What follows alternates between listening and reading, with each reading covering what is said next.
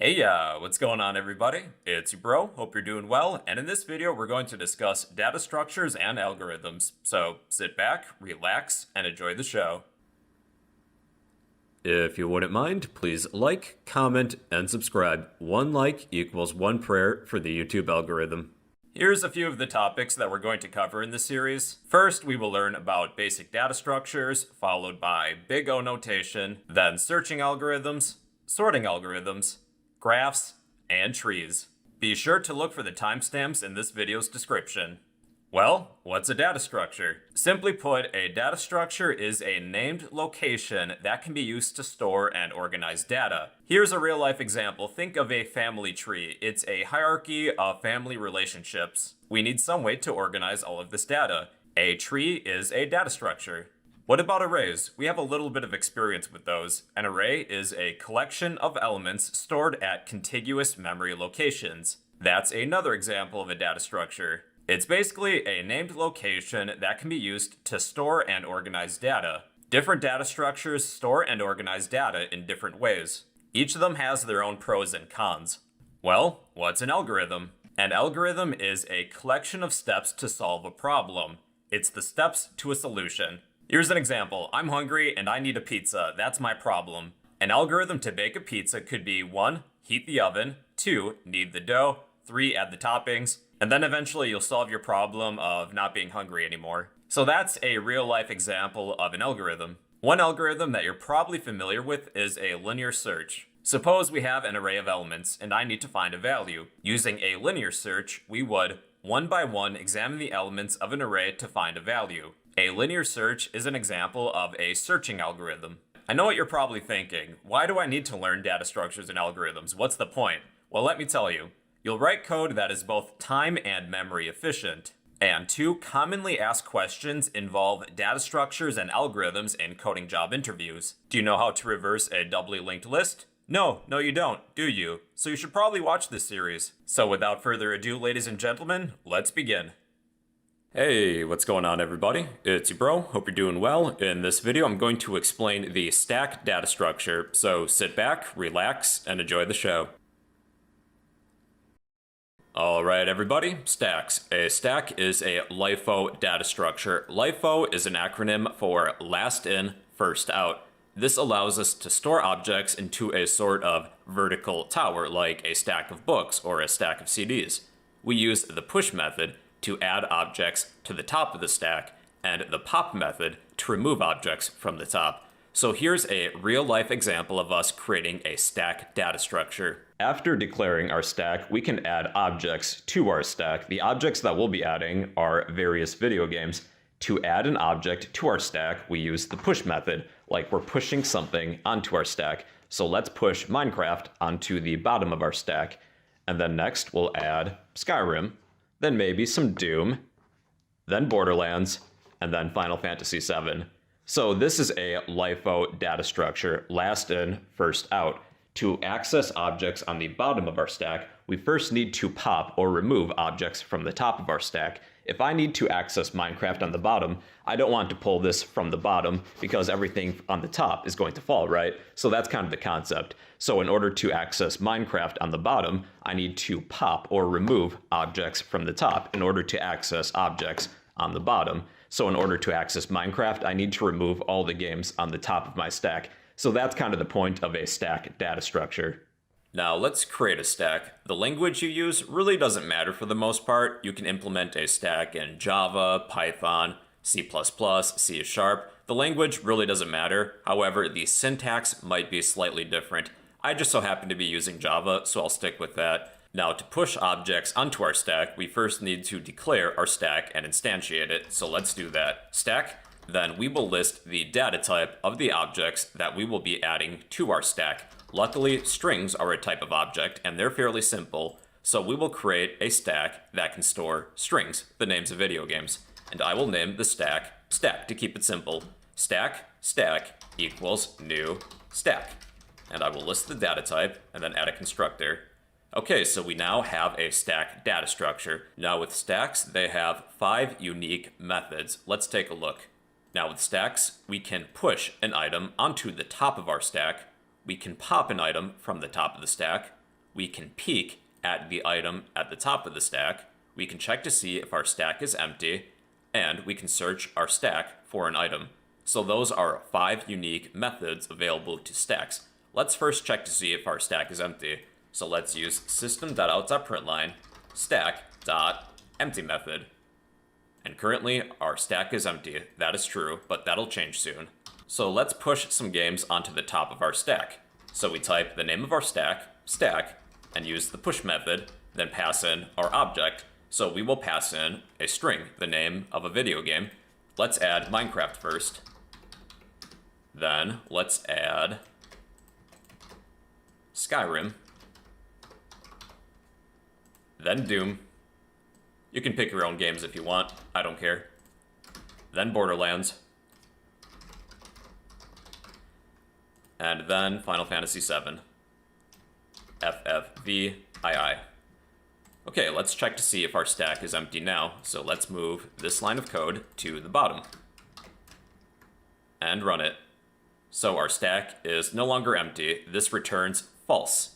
So with the stack, we can at least take a look at the items within the stack without removing them.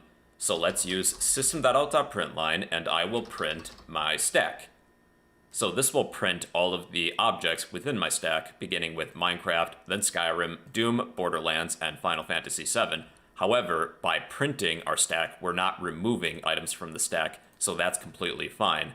So this time, let's pop the topmost item from our stack by using the pop method, stack.pop. And we don't need to list an object, because pop will always remove the topmost object from our stack. So now Final Fantasy will be missing from the top of our stack. So if I was to repeat this again, well then this will remove Borderlands, and then Doom, then Skyrim, and then lastly, Minecraft. Then if you pop again, this is what happens. An exception. Empty stack exception, so that's something to keep in mind. Now, when you pop the topmost object from a stack, this will actually return that object. If you need the object from the top of the stack, you can pop it and then assign it to something. So let's say string my fave game equals stack.pop, and then I will print my fave game, and this will print Final Fantasy VII, and it should be missing from the top of my stack if I was to print my stack. So Final Fantasy VII is no longer in my stack because I popped it, then assigned it to the string variable of my favorite game. So in order to take the topmost object from a stack, you use pop and then assign it to something. If you ever need to take a look at what the topmost object is within your stack, you do not want to use pop because that will remove it. You can instead use the peek method of stacks. So what I'll do is system.out.println stack.peek, and then immediately follow this with printing my stack. So let's run this.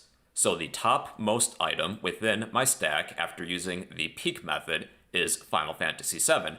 Then after printing my stack, Final Fantasy VII is still at the top of my stack. So if you ever need to take a look at the object that is at the top of the stack without removing it, you can simply use the peek method. If you need to search for an object within the stack, you can use the search method. Let's print stack.search, and we pass in our object as an argument. So the very first item in a stack will have a position of 1. You would think it's 0, but it's actually 1. Now let's find Borderlands. That will be in position 2 from the top. Then Doom would be, of course, 3. Skyrim is 4. Then Minecraft is 5.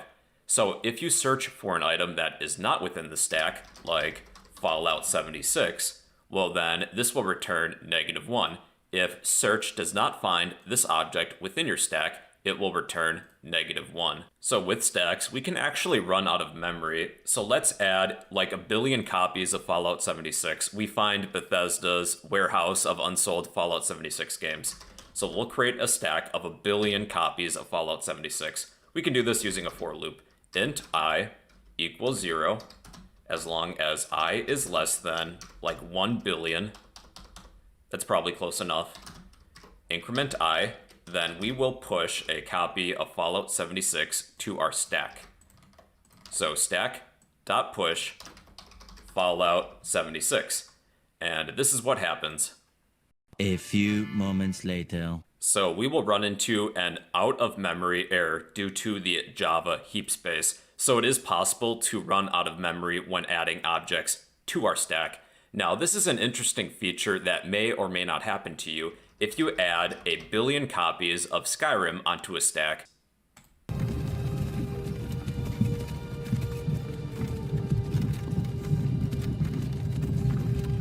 Damn it, Todd Howard, you did it again! Now, what are some uses of stacks? Here's a few examples. One, we can use them in undo, redo features in text editors, like when we go to edit, then undo typing, or redo typing. We can move back or forward through browser history by hitting the back or forward button in the top left corner of most web browsers. We can implement them in backtracking algorithms if we need to navigate a maze or search through file directories. And another is that we use them when calling functions. Whenever we call a function, we add what is known as a frame to the call stack, but I'll probably save this topic for another video. So in conclusion, everybody, a stack is a LIFO data structure, last in, first out. It stores objects into a sort of vertical tower, a stack of objects. You use the push method to add objects to the top, and the pop method to remove objects from the top. So those are stack data structures. In the next video, we'll be covering queues, which work a little bit different. So if you can, give this video a thumbs up and drop a random comment down below. But yeah, that is a stack data structure in, well, computer science.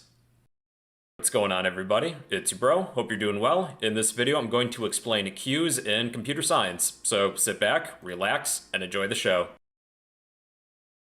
If you find this video helpful, please remember to like, comment, and subscribe. Your support will help keep this channel running. Whoa, hey, we're talking about queues today. So queues are a FIFO data structure, not to be confused with FIFA. FIFO as in first in, first out. An example would be a line of people. It's first come, first serve. Whoever's there first gets helped first. So this is a collection designed for holding elements prior to processing. It's a linear data structure. Here's an example. Imagine that we're a cashier and we're selling tickets to a concert. We will help whoever approaches our register first. It's first come, first serve. In other words, it's FIFO. First in, first out. Unfortunately, a wild Karen appears and she would like to talk to the manager. Now, Karen is going to waste everybody's time, so it's going to be a while. In the meantime, Chad enters the line. He will enter in at the back and wait his turn, followed by Steve and then Harold. So Karen is at the head of our queue, our line, and Harold is all the way at the back, our tail. As you can see, Harold is very anxious right now. Once Karen has been defeated, Chad will move to the head of our queue. So Chad will now be helped next, and Harold will still be at the tail until somebody else enters the line. Once Chad has been helped, he will move out of our queue, and Steve is at the head now, and the tail will move as well. And then once Steve has been helped, Harold is the only one currently waiting in line for his tickets. He will be at both the head and the tail of our queue. So that's kind of how a queue works. It's first come, first serve, FIFO, first in, first out. If you were here first, then you will be helped first. Now, the concepts of adding and removing objects from a queue are known as both enqueuing and dequeuing. Enqueuing is the concept of adding an object to the end of our queue, our tail, and dequeuing is when we remove an object from the head of our queue. Now, what methods do you need to enqueue and dequeue from a queue? Well, it really depends on the programming language that you're working with. A lot of you voted for data structures and algorithms using Java, so I'll probably stick with Java then. Here's an example. Now, to enqueue and dequeue, we need, well, a queue. So let's create one. Queue. Then we need to list the data type of the objects that we're going to add to this queue. Let's work with strings because strings are objects and they're fairly simple. And I will name this queue Q equals new. Now check this out. I will attempt to create a queue object and instantiate it, and the data type is string, and I will add a constructor. Now we cannot instantiate the type queue. Here's the reason why. So if we take a look at the queue class right here, queue is actually an interface and not a class, and based on our lesson on interfaces, we cannot create an instance of an interface. An interface is meant to be more of like a template that we can apply to another class. So to utilize queue technology, we need a class that implements queue. Now, taking a look at our Java collections hierarchy, there are two classes that implement queues. one of which is the linked list, and the other is the priority queue. Now, priority queues, they will rearrange their elements based on a certain priority, so they wouldn't be a good example. So to utilize the features of a queue, we are going to create a linked list because we cannot instantiate a queue itself because it's an interface. With that being said, let's change equals new queue to equals new linked list. We won't be focusing on any of the features of linked lists. We'll save that for another video, maybe the next one. I haven't decided yet. So we will only cover the features that linked lists will utilize via the queue interface. Now, with the queue interface, there are three methods that we inherit from the collection's parent class: add, remove, and element. These will do approximately the same thing as enqueuing, dequeuing, and peaking at the topmost element. However, they throw exceptions, and according to the documentation, it's actually better to use this column of methods instead. These will return a special value. We have offer, which will enqueue or add an element to the tail of our queue.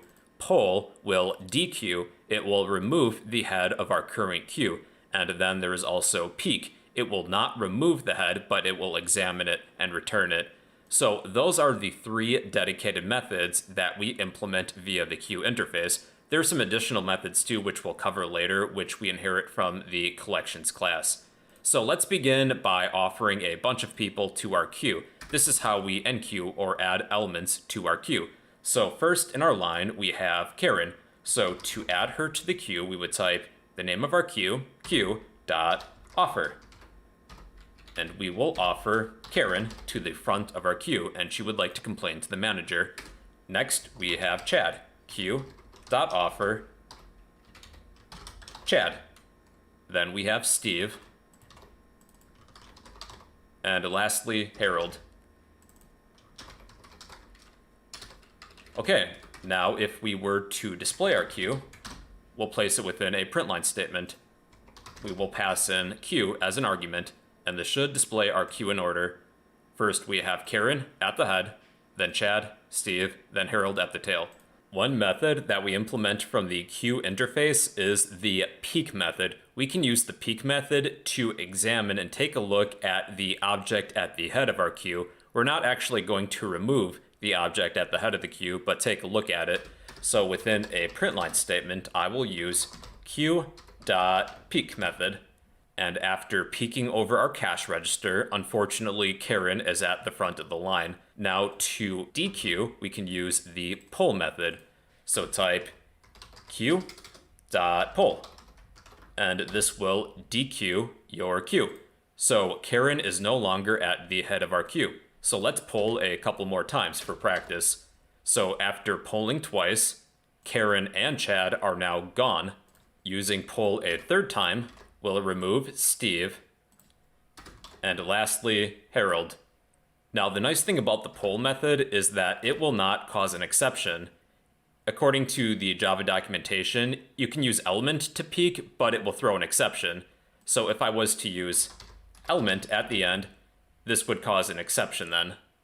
So usually it's preferable to use this column of methods, even though they're similar. These will not throw exceptions: offer, poll, and peek. Now with queues, there are some additional methods that you might be interested in. The queue class will extend the collection class, so the queue class inherits everything that the collection class has. And there's some pretty useful methods within here. I'll show you a few. So the first is that we can check to see if our queue is empty. So within a println statement, I will type queue.isEmpty. And if our queue is empty, this will return true. So if I move this line of code after we offer a bunch of strings, a bunch of people to our queue, if we check to see if our queue is empty, that will be false. There are people currently within our line. So that is the isEmpty method. We can also check to see the size of our queue. How long is our line? System.out.println queue.size. And the size of our line, our queue, is 4 objects. We have 4 people waiting in line to be helped. So that is the size method. And another is the contains method. We can check to see if our queue has a certain object that we're looking for. So within a println statement, I will type queue.contains and then pass in an object. Let's check to see if Harold is at the back of the line. He's been waiting here patiently. q.contains Harold. And according to the contains method, Harold is in fact within our line. That is true. However, this method does not give the index the position in which Harold is in. Imagine that we yell out, "Hey, Harold, are you there?" And he yells back, "Yeah," or "True." That's kind of how the contains method works. So these are three useful methods that queues inherit from the collection class. Now, where could queues be useful? They're actually used in quite a number of things, but here's a few examples that came to mind. So one, they can be used in keyboard buffers. Have you ever typed so fast that the computer couldn't render all of the characters onto the screen, and all of those characters were added to a buffer? They were all displayed in sequence, and they were waiting for their turn to be displayed. So with a keyboard buffer, letters should appear on the screen in the order that they're pressed, right? First in, first out. They're also used in printer queues. Print jobs should be completed in order, so we would start with page 1, then page 2, and just follow that pattern. And as we discussed before, they're used in linked lists, priority queues, as well as breadth first search algorithms. Well, everybody, in conclusion, a queue is a FIFO data structure. First in, first out. It's a collection designed for holding elements prior to some sort of processing. It's a linear data structure. Imagine a bunch of people waiting in line. To enqueue, that means to add an element to the tail of our queue to the end. We can use the offer method in Java. To dequeue, we would use the pull method in Java. That will remove the element at the head of our queue. So that is the queue data structure. In the comments down below, let me know what you would tell Karen if she asked to speak with your manager. And that, ladies and gentlemen, is the queue data structure in the field of computer science. Hey everybody, it's your bro, hope you're doing well, and in this video we're going to discuss priority queues in computer science. So sit back, relax, and enjoy the show.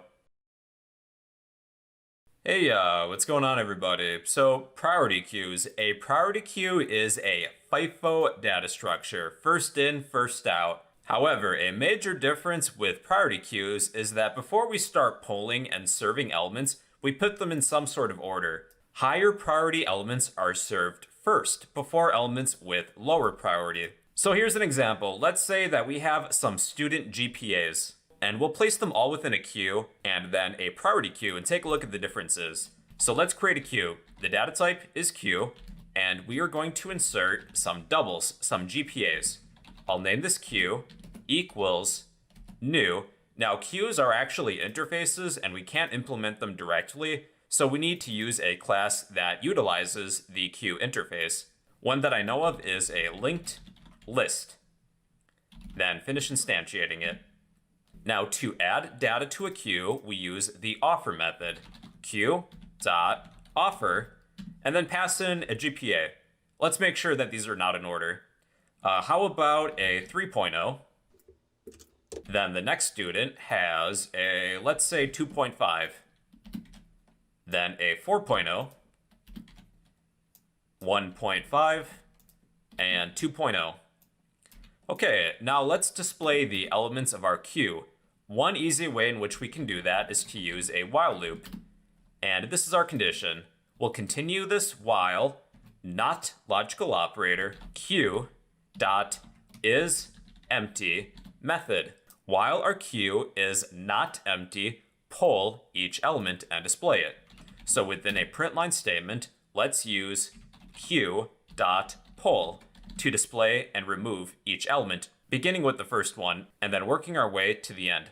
So this will display the elements within my queue. So these are in first come, first serve order. Whatever element we were offered first, we are serving that element first. If an element was added last, well then it's served last. So that's a standard queue. Now with a priority queue, we're going to arrange them in some sort of order before we actually pull these elements. So let's change our linked list to a priority queue. And run this again, and let's take a look at the differences. Okay, these are all in order now.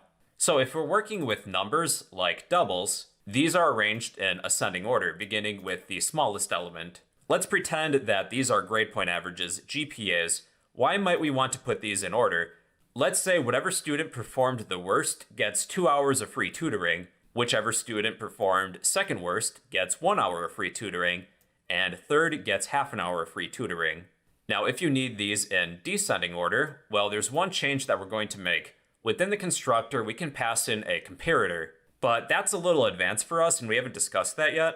So there is a default comparator that we can use found within collections. Collections.reverse order method. So these elements will be in reverse order then. In this example, let's say that whichever student has the best GPA will receive, I don't know, a gold medal, like the Olympics. And the second best student will receive a silver medal, then a bronze medal. And then every student after that, I guess, will receive nothing. But that's okay though, they got some free tutoring in the last example. Okay, now let's change the data type. Let's say that these are now strings. And let's put these in standard order. So let's change these to strings. Maybe this student has a B. This one has a C. A. F. And what are we missing? D. If we have a priority queue of strings, well then these elements will be in alphabetical order. So if we need these in reverse alphabetical order, again, we can pass in a comparator, and then one that we can use is from collections. Collections.reverse order. And these elements within our priority queue are now within reverse alphabetical order. So yeah, that's a priority queue. Think of it like a queue. However, we first sort these elements based on a certain priority. We will pull and serve the elements with the highest priorities first, and work our way to elements with lower priority. So yeah, that's a priority queue. If you would like a copy of this code, I'll post this to the comment section down below, and well, yeah, those are priority queues in computer science. Hey, what's going on everybody? It's your bro, hope you're doing well. In this video, we're going to discuss linked lists in computer science, so sit back, relax, and enjoy the show. Now, before we dive straight into linked lists, we're going to take a closer examination of arrays and array lists. We will see what disadvantages that these data structures have, where linked lists excel at, so we'll compare and contrast the differences between the two. With what we understand with arrays and array lists, these data structures store elements in contiguous memory locations. In this demonstration, I'm storing letters of the alphabet. Suppose that the first element of my array has a memory address of 123 Fake Street.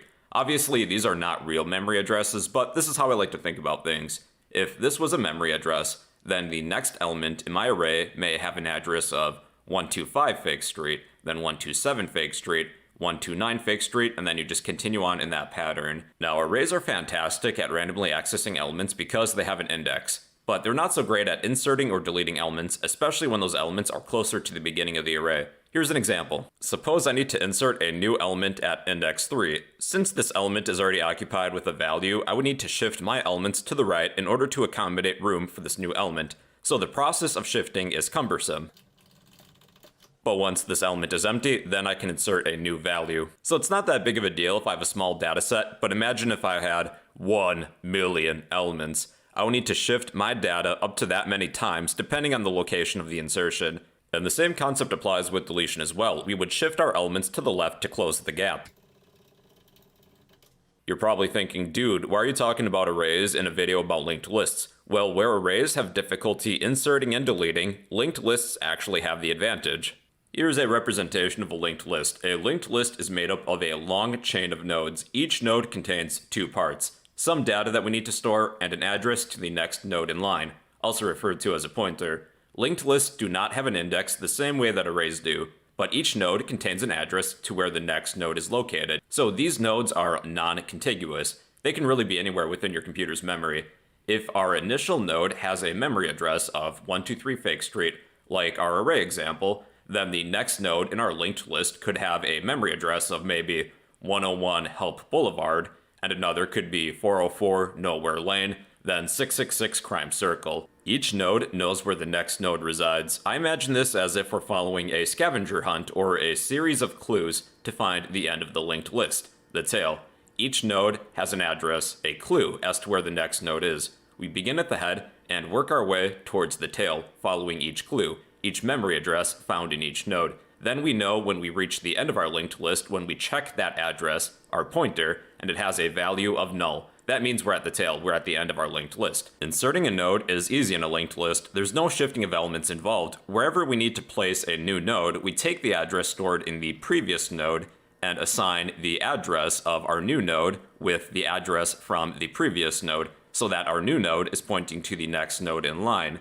Then we can take and replace the address in the previous node with an address that points to our new node. It's as simple as that, and we're completing our chain simply by inserting a node at a given location. There's only a few steps involved, no shifting of elements required. Deleting nodes are easy too. Wherever we need to delete a node, we have the previous node point instead to the next node in line. Again, no shifting of elements is necessary. Now, this is where linked lists tend to be inferior to arrays. They are bad at searching. We can randomly access an element of an array because we have an index. With a linked list, that is not the case. To locate an element, we need to begin at the head and work our way towards the tail until we find the element that we are looking for. This itself takes time. In fact, it would take linear time, but making the insertion or deletion of a node is constant. This variation of a linked list is a singly linked list. There are single links to each node. However, there's another variation called a doubly linked list. A doubly linked list requires even more memory to store two addresses in each node, not just one, which is the case with a singly linked list.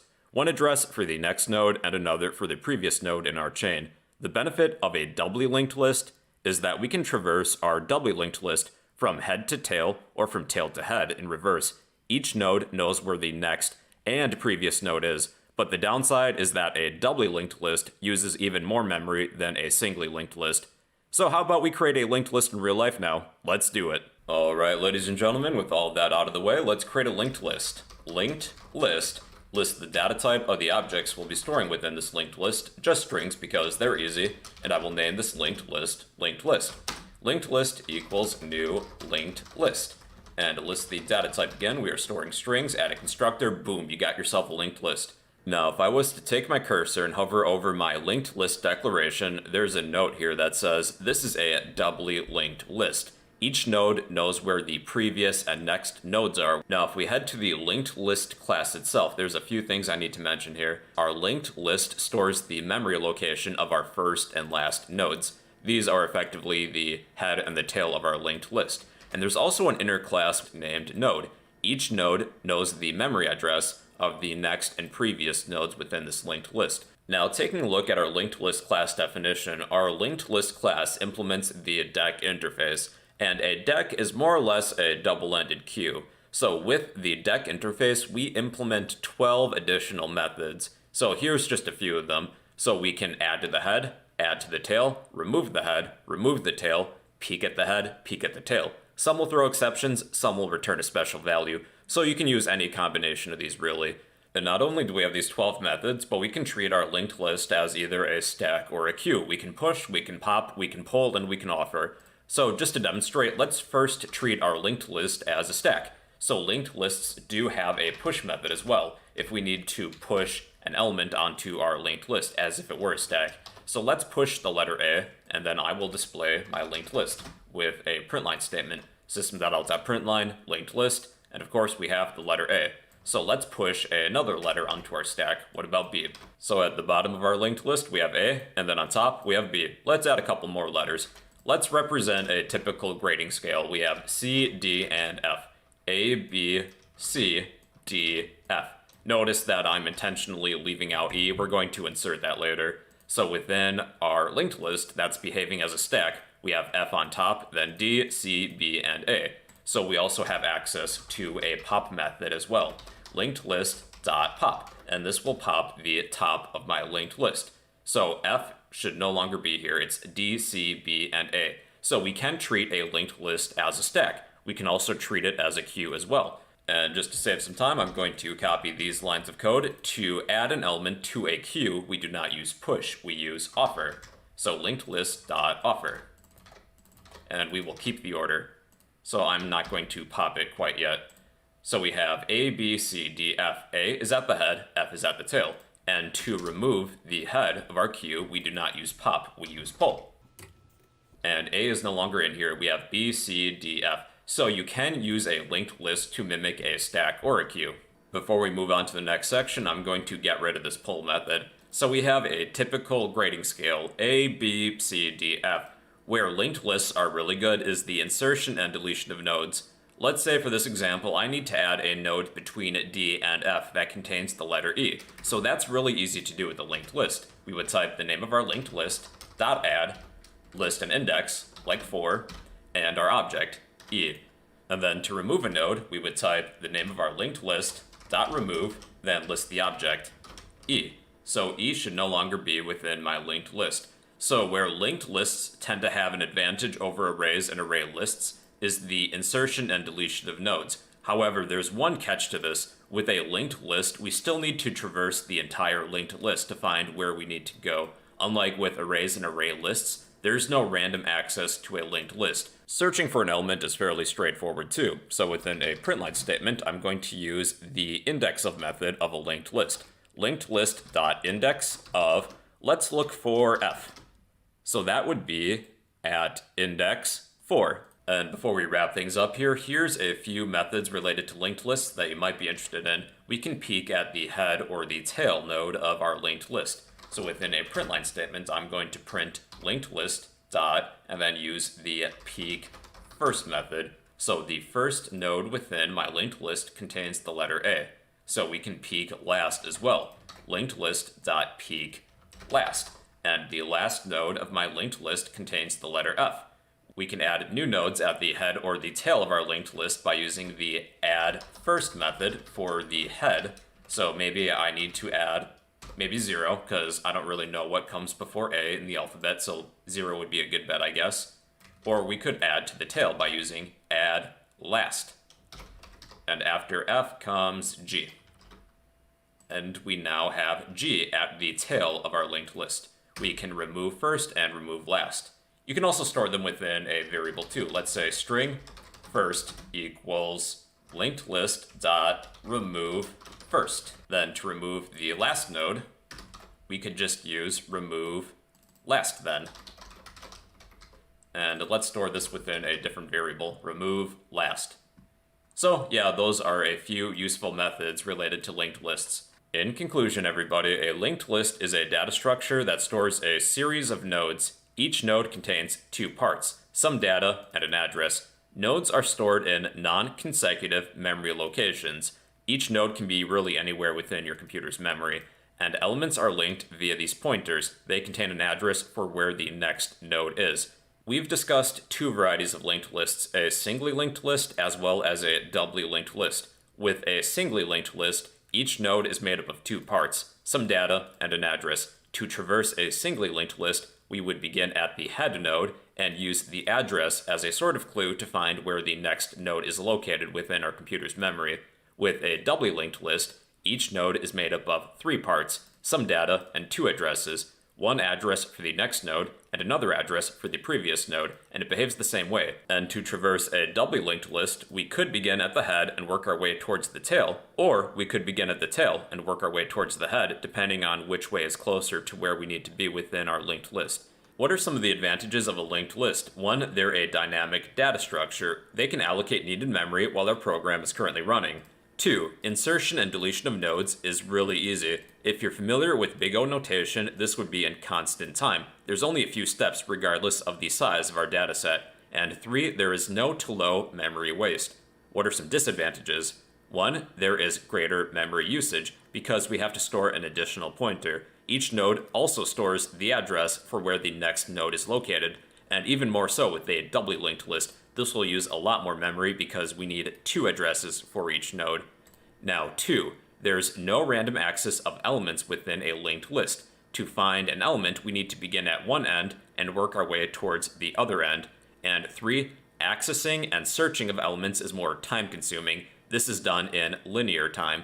This is where arrays and array lists have an advantage. Since they use indexing, they can randomly access an element of an array or an array list. With a linked list, we have to manually traverse the entire linked list to get to a particular index, since we don't have random access. Now, what are some uses of linked lists? 1, they could implement stacks or queues. If you need a stack or queue for anything, you could also use a linked list. 2, maybe GPS navigation. So let's say you have a starting position and a final destination. Each step or stop along the way is kind of like a node. And if you need to take a detour, you can easily change, insert, or delete a node and recalculate how to get to your final destination. 3. What about a music playlist? So each song within a playlist might not necessarily be next to each other within your computer's memory. You want your playlist to follow a certain order of songs. So that could be another use of a linked list. So those are linked lists. If you would like a copy of all my notes here and my code, I will post this to the comment section down below. If you can, give this video a thumbs up, drop a random comment down below, and well, yeah, those are linked lists. What the heck is a dynamic array? A dynamic array is an array with a resizable capacity. If we need extra room for elements, we can increase the capacity, which we cannot normally do with a standard, typical, fixed size array. Dynamic arrays are also known as ArrayLists in Java, vectors in C++, arrays in JavaScript, and lists in Python. Here's an example of a static array, and then we'll take a look at a dynamic array. A static array has a fixed capacity. We determine that capacity at compile time, and we can't change it later normally. In this example, I have a static array with a capacity of 6 elements and a size of 5 elements that are currently occupied. The last element is open, so it's null. Each element has a memory address. Obviously, these are not real memory addresses, but this is how I like to think about things. Imagine that all of these memory addresses are houses, and they're all next to each other. Now, accessing an element is easy because we have index numbers to work with. We can randomly access an element in O of 1 constant time. The size of our dataset doesn't matter. However, searching for a stored value still takes time because we need to begin at index 0 and iterate over our array until we reach our value, or the end in case we don't find it. This is done in O of n linear time. The larger the dataset, the time to finish will increase linearly. And in the case of inserting or deleting, that takes linear time unless done at the end. No shifting of elements is required. However, the closer we need to insert or delete to index 0, we need to shift all elements that follow in order to make room for insertion or close any gaps in the case of deletion. So if I need to insert a value at, let's say, index 0, I have to shift all elements to the right by 1 to make room for this insertion. And then we can insert a value.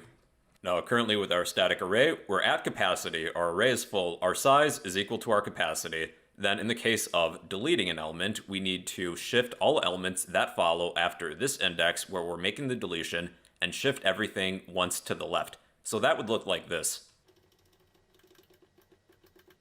And our size is back to 5, so there is one element that is open. A major disadvantage of static arrays is that they have a fixed capacity. We can't increase the capacity once the size of the elements reaches capacity. In this separate example, I have an array with a capacity of 5 elements and a size of 5 elements, and it's completely full. I can't decrease the capacity because the next memory block contains, I don't know, pictures of cats or something. You do you, I guess. A dynamic array has its own inner static array with a fixed size. Once the inner static array of our dynamic array reaches capacity, our dynamic array will declare and instantiate a new array with an increased capacity. Usually the amount that we increase the capacity by really varies depending on the programming language. It's usually between 1.5 and 2. I just picked capacity times 2 for extra emphasis. So what we'll do now is copy the elements over to our new array, and these have different memory addresses than our original array. So that would look something like this. We now have a new array with double the capacity, but like I said, it really depends on the language that you're working with. It's usually between 1.5 and 2. This array has a size of 5 elements that are full and a total capacity of 10. Then if you need to shrink the capacity, like if you're not using a lot of elements, you can always just do the reverse process of what we did to increase it. Now, with this new inner array, the insertion and deletion of elements is really the same as a static array. So you just shift all the elements to the right by 1 to insert a new element, or shift all the elements to the left to delete an element. What are some of the advantages of dynamic arrays? 1, there is random access of elements. That is done in O of 1 constant time. We can randomly access an element by an index number and retrieve the value. 2, there is good locality of reference and data cache utilization. Because all of these memory addresses are contiguous, they're right next to each other. Unlike with linked lists, you have to jump around a lot because all of the memory addresses are kind of random. And 3, it's easy to insert and delete elements at the end because there's no shifting of elements required.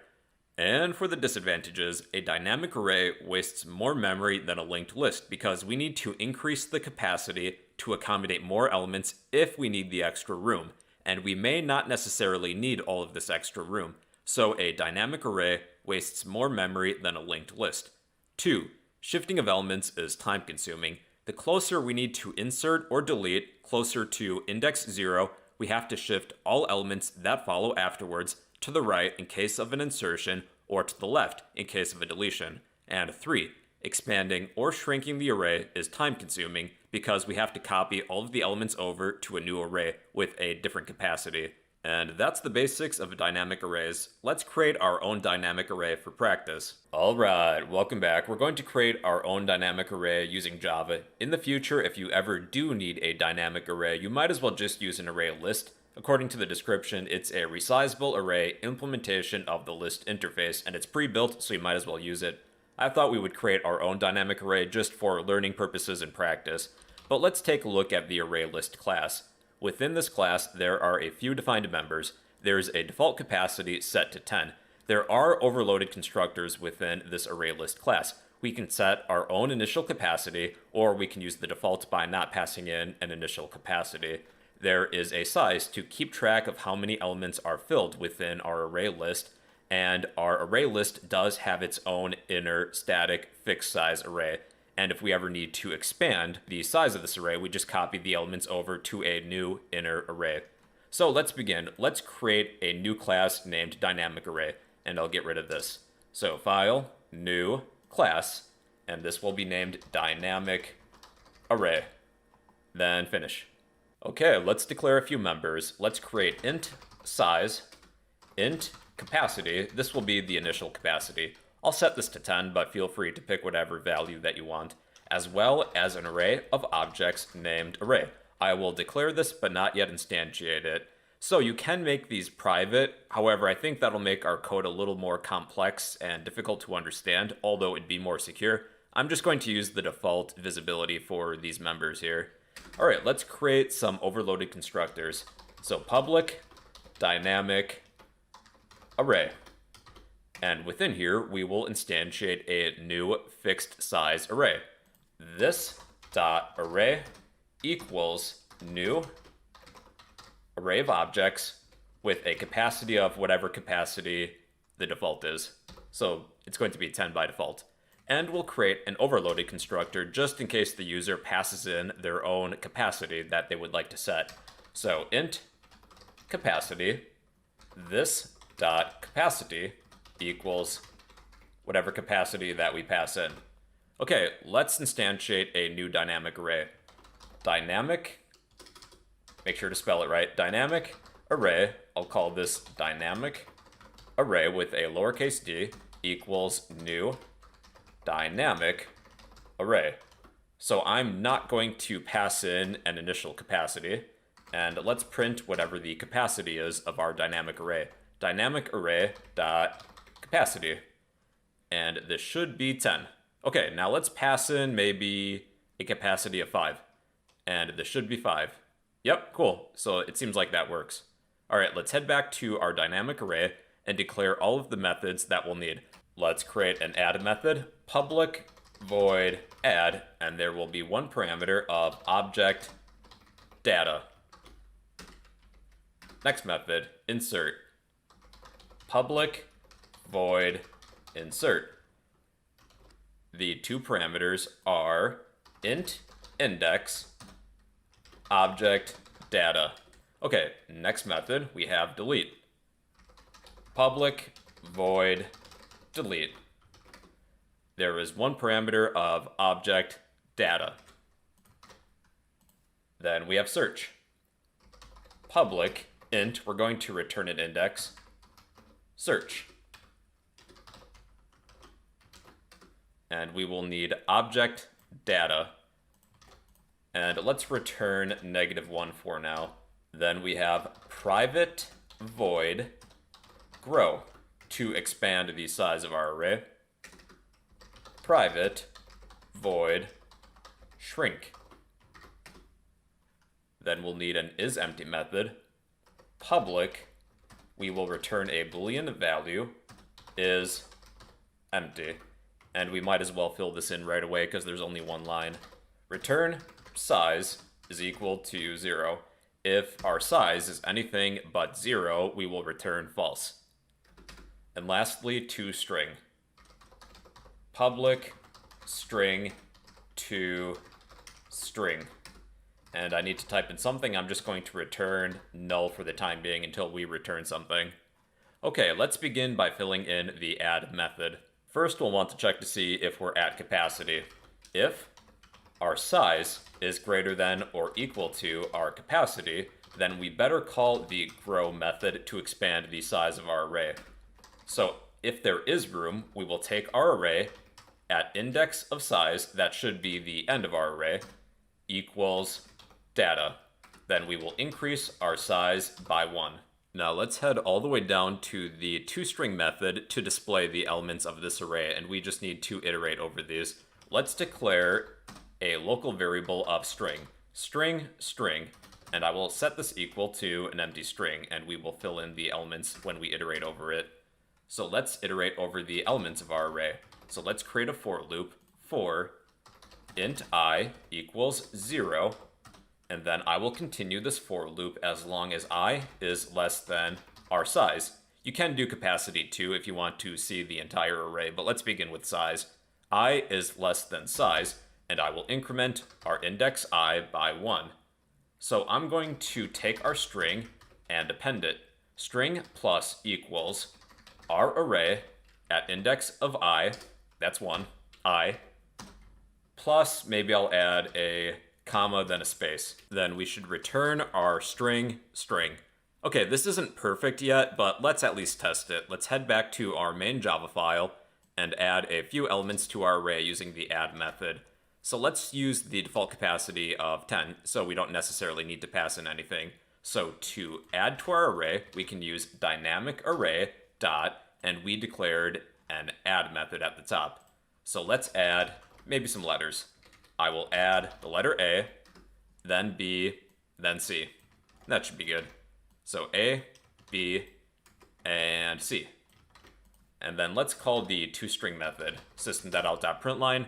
And with the toString method, we only have to type in the name of what we would like to display the elements of. So dynamic array, and we don't necessarily need to type toString. So this should display A, B, and C. Now let's format this and clean it up a little bit. Like I would like to get rid of the last comma here, and maybe enclose all of these elements within a set of square brackets. So this is what we can do within the toString method. So after the for loop, let's check to see if our string does not equal an empty string. If that is the case, if there are elements to display, let's take our string.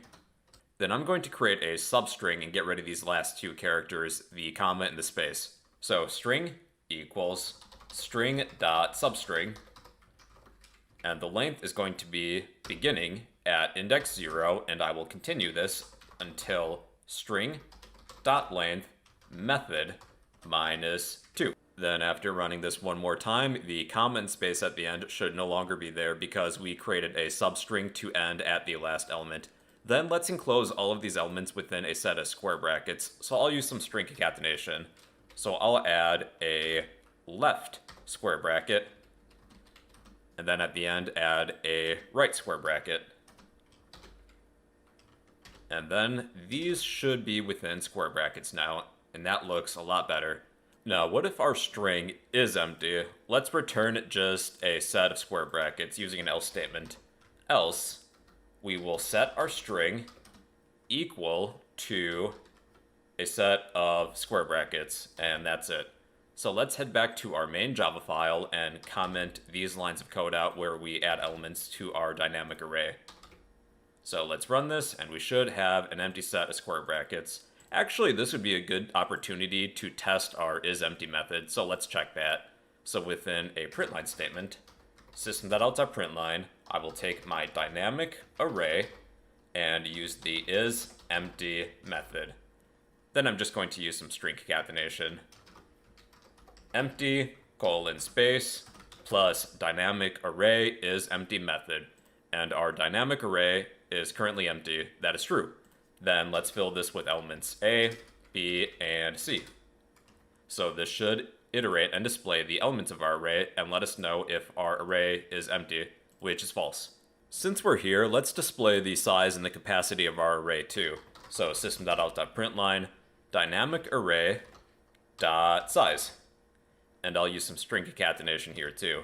So size colon space plus dynamic array dot size, and the capacity as well. So capacity plus dynamic array dot capacity. So this dynamic array has a size of 3 elements are filled in, and a capacity of 10.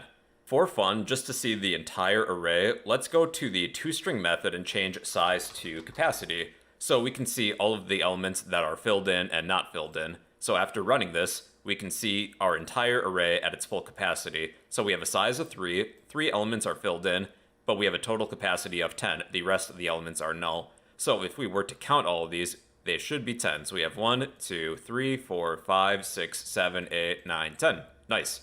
So you can change that back to size, or you can keep it as capacity. I'll just keep it as capacity for teaching purposes. Now let's fill in the insert method. There's not a whole lot left to do. First, let's check to see if our size is greater than or equal to our capacity. If so, then we'll need to grow our array. So size is greater than or equal to our capacity.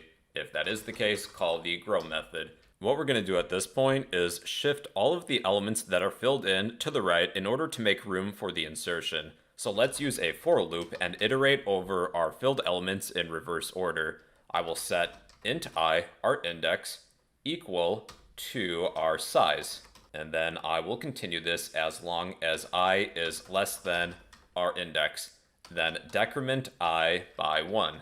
So I'm going to take our array at I and set this equal to array at index of I minus 1.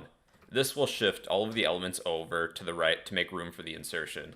So we will take our array at index equals whatever data we want to set, then increase our size by 1. So then if we head back to our main Java file, we can insert a value at a given index. So let's take our dynamic array, dot, use the insert method. Let's say at index 0, I would like to insert an x. So let's try it.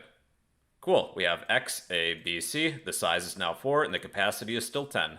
Now let's work on the delete method. Within here, we're going to iterate over the elements of our array, beginning from left to right. So this is fairly easy. Int I equals 0. We will continue this as long as I is less than our size, and increment I by 1 after each iteration. So during each iteration, we will check to see if our array at index of I is equal to the data that we pass in as an argument. So if that is the case, we need to shift all of the elements to the left then.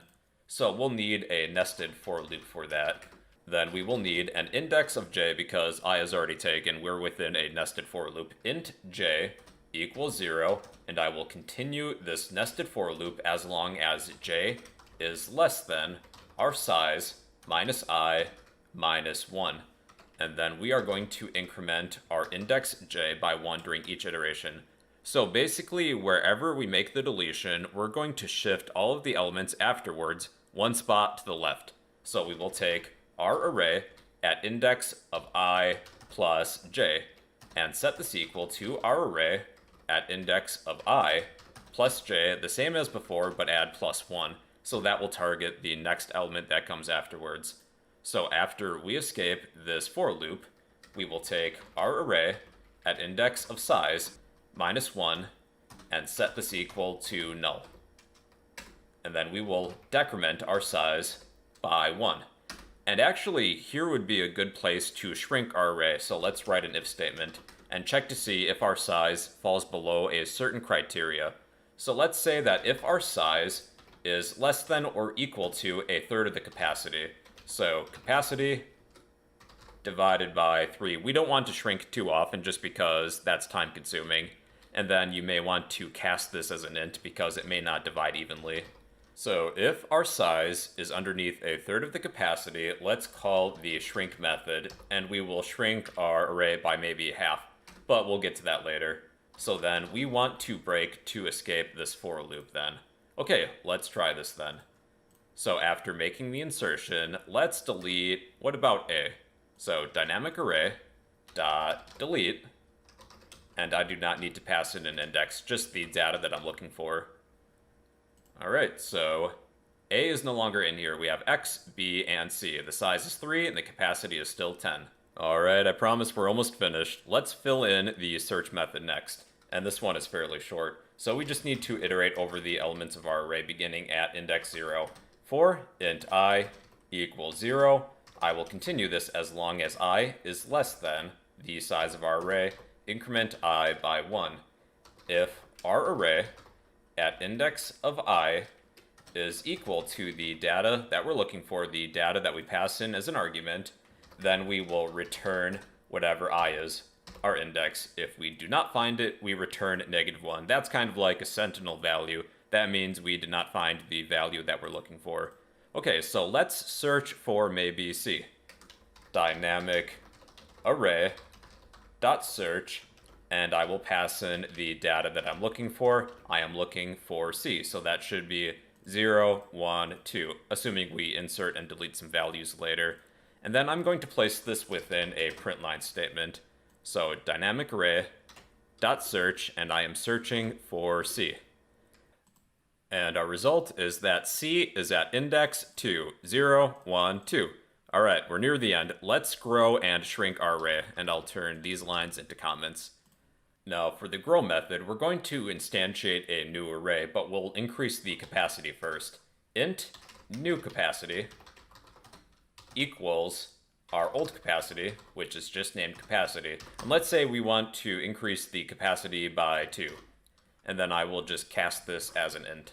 Okay, so after we create a new capacity, we will instantiate a new array. Then we need to copy the elements over. So we'll have an array of objects named new array equals new array of objects with a capacity of our new capacity. And then we need to copy the elements over to our new array, and that's kind of time consuming, but necessary. So we begin at index 0 for int I equals 0. We will continue this as long as I is less than our size. And I will increment this by 1 after each iteration. So we will take our new array at index of I and set this to our old array, just named array, at index of I. And then we will change the capacity to whatever new capacity is. Then lastly, we will set our array to equal our new array. Then let's test it. So I'm going to maybe add a bunch of elements. I'll keep that as a comment. So let's change the capacity of our array to 5. I'll pass in 5 into the constructor, so we have less elements to work with. So the size is 3 and the capacity is 5. I'm going to add another element. Let's try D. So size 4, capacity 5. Let's add E. Okay, so currently our array is full. Now let's try to increase the size past the capacity. So I will add F, and this should increase and grow the size of our array. So we have a capacity of 10 now, and we have a bunch of empty elements. And lastly, we just need to shrink this array. And this next part is super simple for the shrink method. Copy everything from the grow method and paste it within the shrink method, but change capacity times 2 to capacity divided by 2. Now we will call the shrink method automatically when the size falls below a third of the capacity. That means we have a lot of wasted memory. Now let's begin deleting elements. So I will type dynamic array.delete A, then maybe B. So when the size is a third of the capacity, that's when it should shrink. So we're not there yet. Let's delete maybe 1 or 2 more times. So let's delete C. And there we go. So the size is 3 and the capacity is now 5. Well, alright, that's a very basic dynamic array. If you're using Java instead of just building your own dynamic array, you might as well just use an array list because it's more efficient and, well, it's already coded for you. But I think this was good practice for us just to understand how dynamic arrays work. So if you would like a copy of all this code, of course, I will post this to the comments section down below. If you made it all the way to the end, please give this video a thumbs up, a random comment down below, and well, yeah, those are dynamic arrays and well, computer science. Hey, what's going on everybody? It's your bro, hope you're doing well, and in this video we're going to run some tests on both array lists and linked lists in Java, so sit back, relax, and enjoy the show. Alright, let's begin. We'll need both a linked list and an array list. So, linked list, the data type will be integers, and I will name this linked list equals new linked list. Again, the data type is integer, add a constructor, boom, we got ourselves a linked list. And now we'll need an array list. Change linked to array. This will be named array list. Make sure to pay attention to the capitalization. Equals new array list. And we'll need to keep track of the time. We'll need a start time, end time, and elapsed time. And these will be of the long data type. We'll be working with nanoseconds, so a long is preferable to an int. A long is really just a really long integer. Think of it that way. So we have start time, end time, and elapsed time. Okay, and now we'll need to populate both our linked list and our array list, and we can do that with a for loop. We'll need a large sample size, maybe 1 million elements. That'll be good. So int I equals 0. We'll continue this as long as I is less than a million, and I believe that's about a million. Yeah, we're good. Okay, then increment I by 1 during each iteration. So I'm going to add I to both my linked list and my array list. So we can add primitives because Java has an autoboxing feature. So even though these are integer objects, we can still add primitives. And be sure to add to our array list as well. So ArrayList.add I. Okay, let's move on. Now we'll keep track of the time. We'll need to assign the start time of value and end time of value before and after our operation. So let's say that start time equals, and we can get the current time of our JVM by using system.nanotime method. And let's take a look. So this returns the current value of the running Java virtual machine's time source in nanoseconds. So we will get the start time after we do something. I'll just add a note here. Do something. Then we will get the end time. So end time equals system.nanotime method. And to calculate the elapsed time, that will be elapsed time equals end time minus start time. And then we'll probably want to display this, so let's do that. System.out.println, and let's say linked list, I'll add a tab too, plus elapsed time plus ns for nanoseconds. And let's just run this to test it. So this portion of code really took, right between here, took 400 nanoseconds. Okay, let's actually do something now. So let's get the first element within our linked list. Linked list dot get 0. And let's see how long this takes. Okay, 13,200 nanoseconds. Now with an array list, let's copy everything that we have for our linked list and change linked list to array list. And be sure to do that here as well.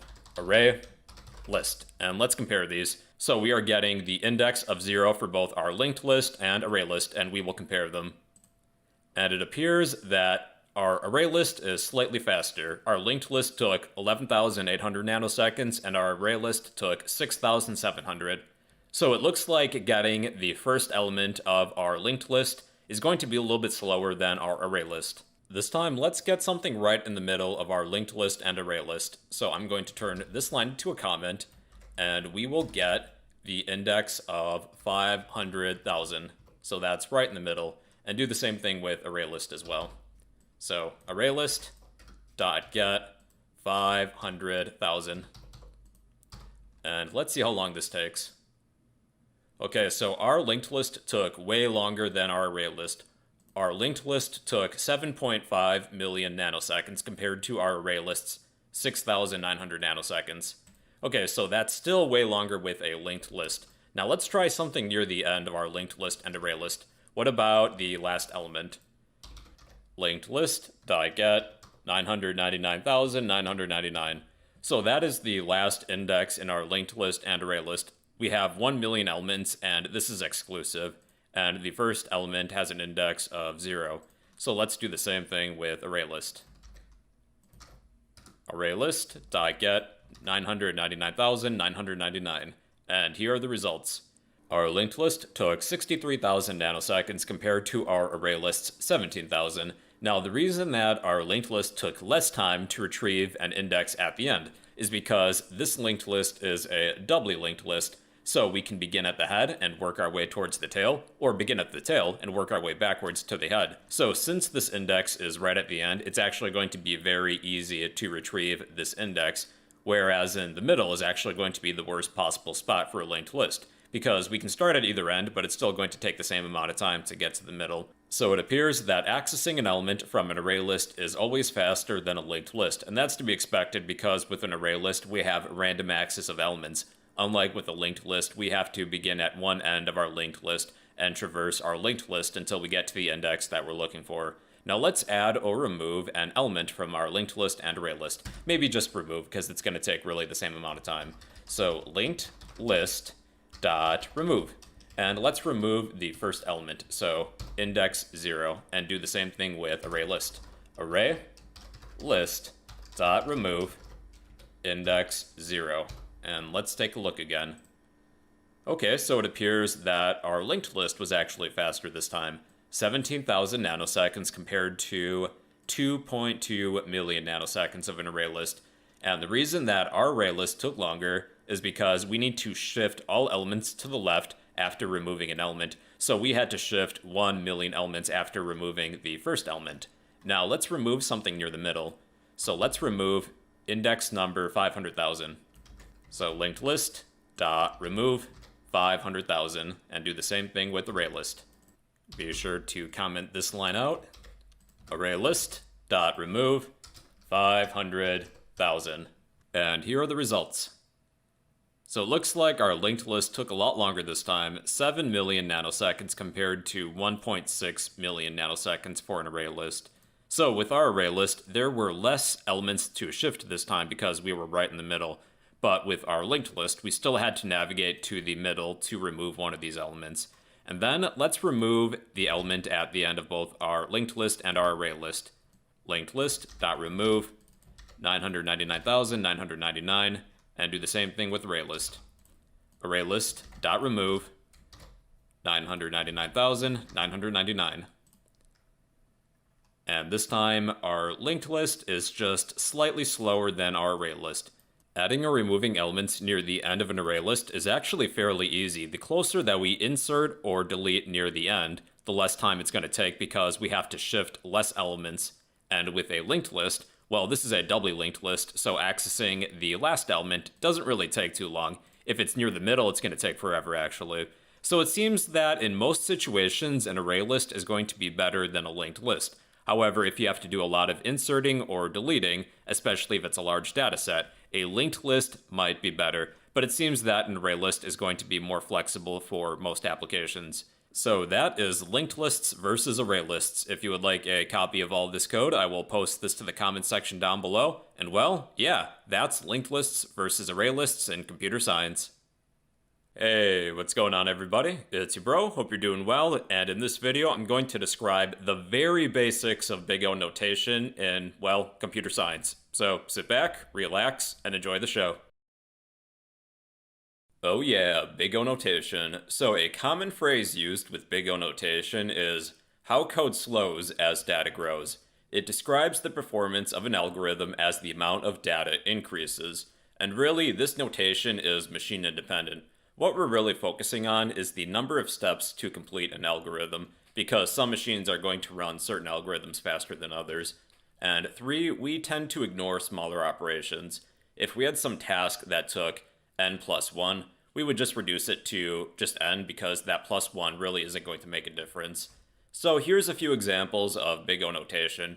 We have O of 1, O of n, O of log n, and O of n squared. And n is really just the amount of data that we're passing in. It's a variable like x. What we're focusing on is the performance of an algorithm as the amount of data increases. and n is a representation of the amount of data that we're passing in. Here's a more concrete example. I have a function named addUp. We will add up to a certain number depending on what we pass in as an argument. The for loop within here will iterate once up to whatever number that n is, add I to sum, then return it. What if n was a large number like a million? Well, it's going to take just above a million steps to complete this function. This function is said to have a runtime complexity of O of n, linear time. As the amount of data increases, it's going to increase the amount of steps linearly or proportionally. Now, another way in which we could write the same function is to take sum equals n times n plus 1 divided by 2. We will get the exact same sum. So if n was, let's say, a million, this is still only going to take a couple steps, 3 steps, not a million steps. So this function is going to have a runtime complexity of O of 1. The input size doesn't matter. The amount of data that we have really doesn't matter. It's going to be completed in the same amount of steps. So this function is way better than this previous one. 3 steps is better than a million steps. And the reason that this isn't O of 3, because this takes 3 steps, is that we really don't care about smaller operations. In the grand scheme of things, they really won't make much of a difference. So we would just shorten this and say that this is O of 1 constant time. The input size doesn't matter. Here's a graph that I made to represent the different runtime complexities. We have data on the x-axis represented by n. So data will increase as we go more to the right, and we have time on the y-axis. I did add an asterisk next to time because some of these times can vary depending on what machine you're using, so these can vary. Another way to look at this is number of steps. So as we increase on the y-axis, these algorithms are going to perform with increasingly more time. They're going to get slower. So let's begin with O of 1 constant time. Anything that has a runtime complexity of O of 1 will take the same amount of time regardless of the data size. A few examples would include the random access of an element within an array and inserting at the beginning of a linked list. So O of 1 is extremely fast. Next, we have O of log n, also known as logarithmic time. One example is binary search. We haven't talked about this yet. We'll talk about a few of these algorithms in future videos. But anything that has a runtime complexity of O of log n will actually take, I don't want to say less and less time, but increasingly less time to complete. So as the data size increases, this algorithm is going to be more and more efficient compared to the early stages with a small data set. O of n is also known as linear time. As the amount of data increases, the time it takes to complete something will increase proportionally, linearly. That would include looping through the elements in an array and searching through a linked list. Next, we have O of n log n, also known as quasi-linear time. This would include quicksort, merge sort, and heap sort. We'll talk about these concepts in future videos. So for the most part, this is very similar to linear time unless we're working with a large data set. Then anything using O of n log n is going to start to slow down when we work with larger data sets, hence this curve here. Then we have O of n squared, also known as quadratic time. A few examples would include insertion sort, selection sort, and bubble sort. As the amount of data increases, it's going to take increasingly more and more time to complete anything that has a runtime complexity of O of n squared. So just to compare linear time and quadratic time, with linear time, if our data set was 1,000, if n equals 1,000, it's going to take 1,000 steps. They're proportional, they're linear. But if we were using quadratic time, if n was 1,000, then 1,000 squared would be a million. So if our data set was 1,000, if we're using quadratic time, it's going to take a million steps then, way more than linear time. So quadratic time is extremely slow with large data sets, but in the case of a small data set, it could actually be faster, as you can see by the graph here. And lastly, we have O of n factorial, also known as factorial time, and one place where this is used is with the traveling salesman problem, which I might discuss in a future video. So this is extremely slow. So if I had to give a letter grade to each of these runtime complexities when working with large data sets with constant time, this would be an A, like an A+. Logarithmic time would be a B, it's pretty good. Linear time is C, it's okay. Quasi-linear time is a D, it's just barely passing. Quadratic time would be an F, and factorial time, well, you get expelled from school. Although some of these runtime complexities are actually faster when working with a smaller dataset, so keep that in mind. Well, that's the very basics of big O notation. It's notation used to describe the performance of an algorithm as the amount of data increases. So if you can, give this video a thumbs up, drop a random comment down below, and well, that's big O notation in computer science. Alright everybody, linear searches. We need to talk about linear searches because this wouldn't be a complete course without them. With a linear search, we iterate through a collection one element at a time. The runtime complexity of a linear search is big O of n. The larger the dataset, the number of steps to complete that search will increase proportionately. The disadvantages of a linear search is that they are slow for large datasets. But with the advantages, they are fast for searches of small to medium-sized datasets. And they don't need to be sorted. That's a huge benefit over binary searches and interpolation searches. And they are useful for data structures that do not have random access, such as linked lists. So let's begin. Let's create a basic array of integers. Int array. And to make up some numbers, they don't necessarily need to be in order. Alright, then let's find an index. Int index equals, and we will invoke a linear search function, which we still need to declare. We will pass in our array and some value we would like to search for. Let's search for the number 1. Okay, so then let's declare this function. Create method, linear search, private static int, linear search. So we have two parameters, an integer array, and an integer. I'm going to rename I as value, so it's more descriptive. Okay, with a linear search, all we need to do is loop through our array one element at a time. So we can do that with the for loop. So let's set int I, our index, equal to 0. We will continue this as long as I is less than our array's length, then increment I by 1. What we're checking with an if statement is to see if our array at index of I is equal to the value that we're searching for, this parameter.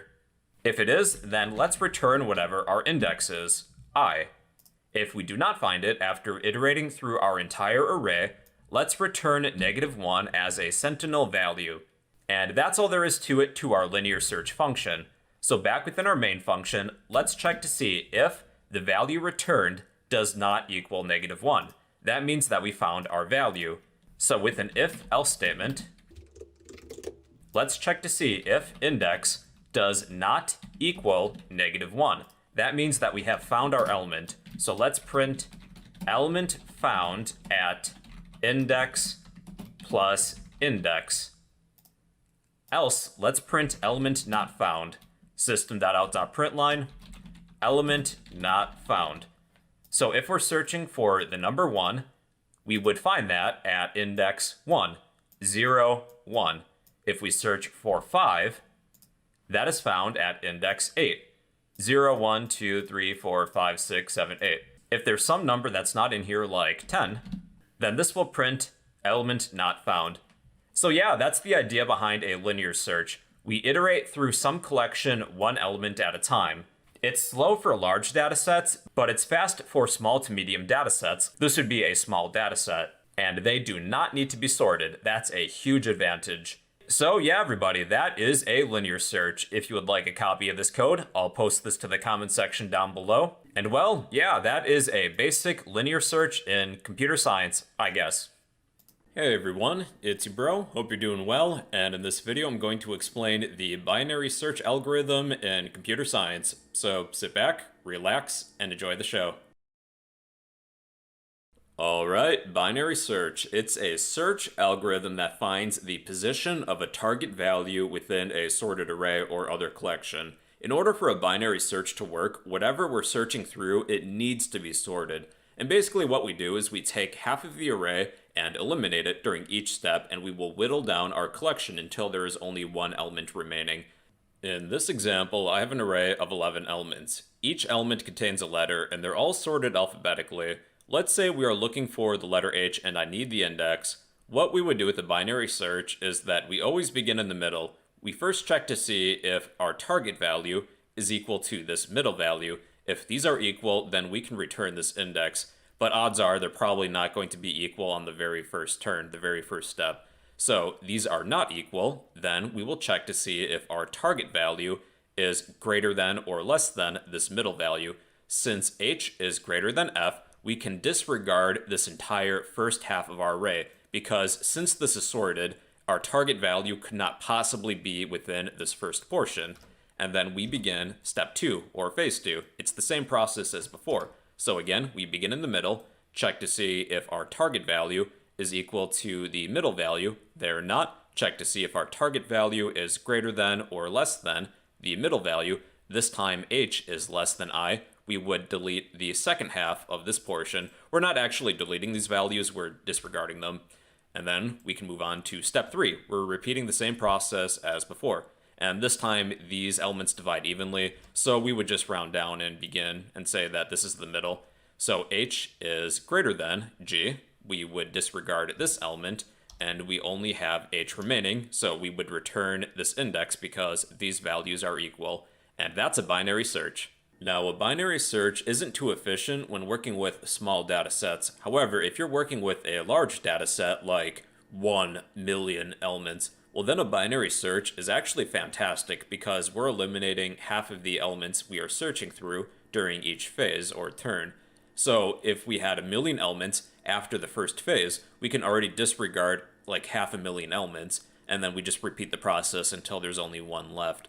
So if this was an iterative approach, we would need to search through these linearly, beginning with, index 0 and going all the way to 1 million. So a binary search is fantastic with large data sets.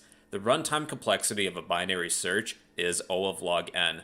The larger the data set, a binary search becomes more and more efficient compared to other search algorithms.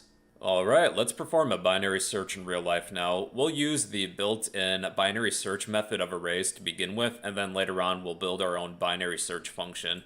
So we'll need an array to work with. Let's say we have an array of integers named array. Int array, and the size of this array will be 100. We'll increase the size later for demonstration purposes, and we'll need a target value that we're searching for. I'll just name this target. Int target equals, what about 42? We'll search for the number 42, and we'll need to populate our array. So we can do so using a for loop. Int I equals 0.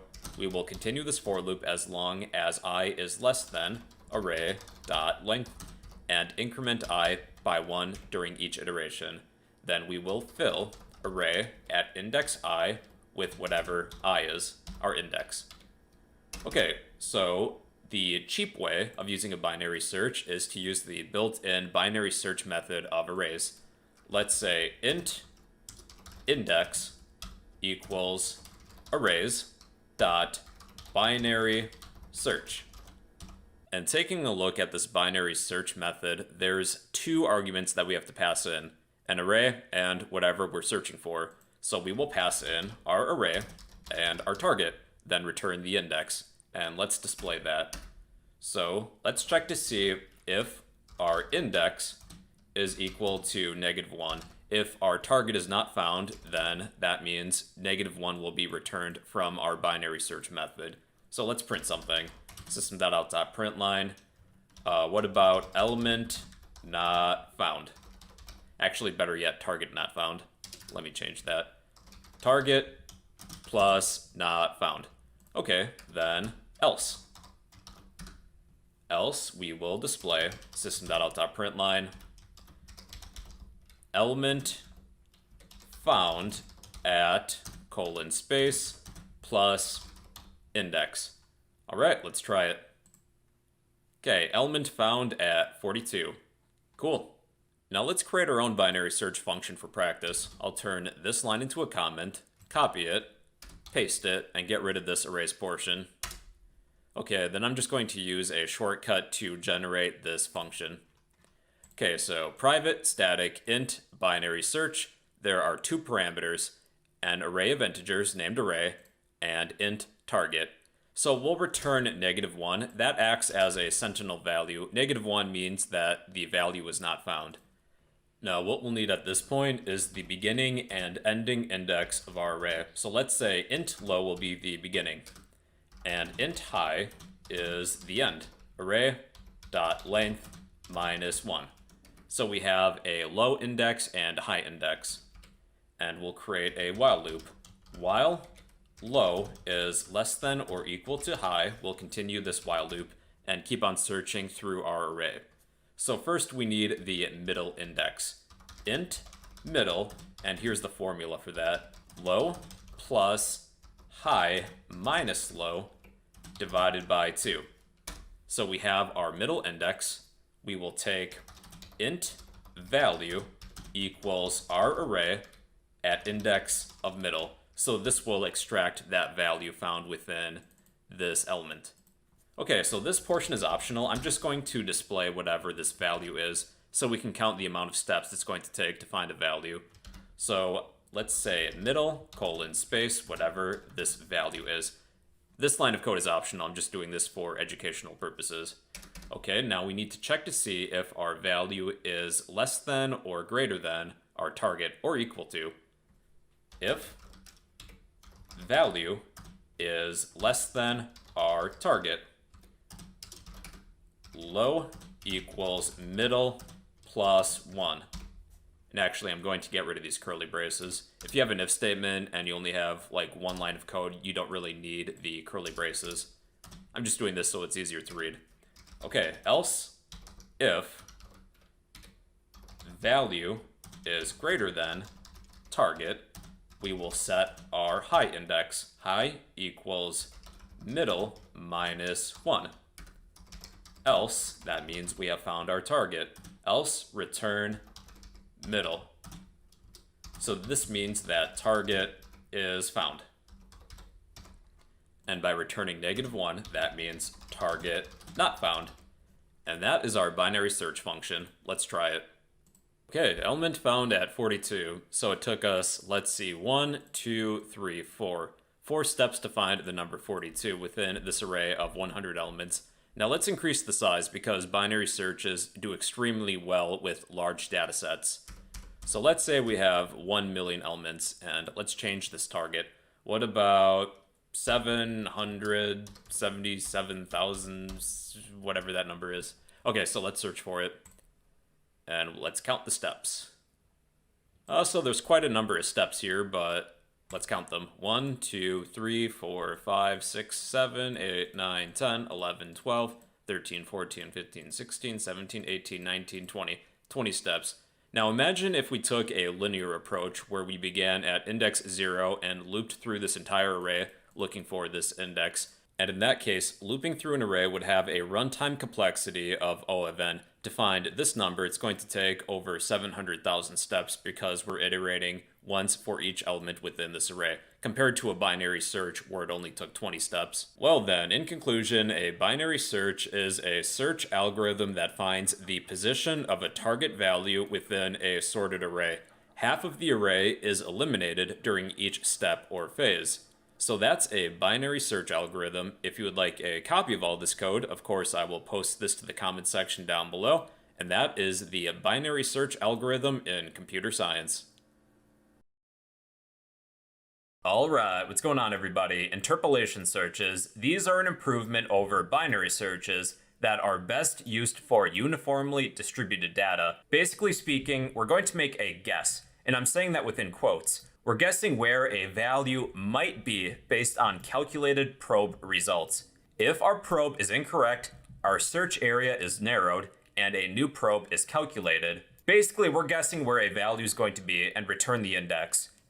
So using an interpolation search, this has an average runtime complexity of big O of log n. And in a worst case scenario, where our values within our collection increase exponentially, this can have a runtime complexity of big O of n. So to demonstrate this, let's create an array of integers. Int array, we'll name this array, equals, and assign this some numbers all uniformly distributed. Let's say the numbers 1 through 9 all in order. This would be, I would say, a best case scenario. Then let's find an index. Int index equals, and we will invoke an interpolation search function. So interpolation search. We will pass in our array and a value we would like to search for. Let's search for the number maybe 8. Okay, then let's declare this function. Private static int interpolation search. There are two parameters, an array of integers and our value we are searching for. I'm going to rename this parameter as value so it's more descriptive. The first thing that we're going to do is calculate the upper bound and the lower bound of our searchable area. So int high will be the higher bound of our searchable area, and this will be our array's length minus 1. And the lower bound is, well, the first index, int low, and I will set this equal to 0. Using a while loop, we will continue probing. The condition within our while loop is while our value is greater than or equal to our array at index of low, the lower bound, and our value is less than or equal to our array at index of higher bound.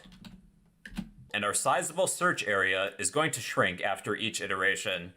So while our value is within the new searchable area, keep on probing, keep on searching. I'm going to add another condition too.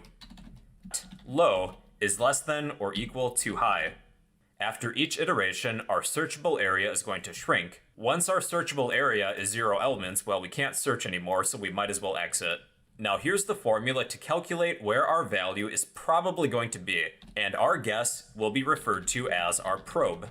Int probe equals, and here's the formula, high minus low times our value minus array at index of low, our lower bound, divided by array at index of high minus array at index of low. I'm just going to add low to the front of this, and I'm just going to make this a little bit more readable for us. Here's the formula to calculate where our value is likely going to be. It's a little complex to read this. A few of the contributing factors are the size of our current searchable area, high minus low. So to begin with, we have 9 elements times the value we're searching for minus the value at the lower bound, so 8 minus 1, divided by the value at the higher bound minus the array at the lower bound. Then at the end, we're just tacking on whatever our lower bound currently is. So it's a complex formula. All you have to do is just copy this. So during each iteration, I'm going to display our probe. This is going to be essentially our guess. And let's check to see if our probe is equal to our value. So using an if statement, let's check to see if array at index of probe is equal to our value that we're searching for. If it is, let's return our probe. This is the correct index. Else, if our guess, our probe, is incorrect, we'll need to narrow down our search area. So using an else if statement, let's check to see if array at index of probe is less than our value. If that's the case, we will need to set the new lower bound, low equals probe plus 1. Else, high equals probe minus 1. Now here's the deal with these statements. We're currently searching for the number 8.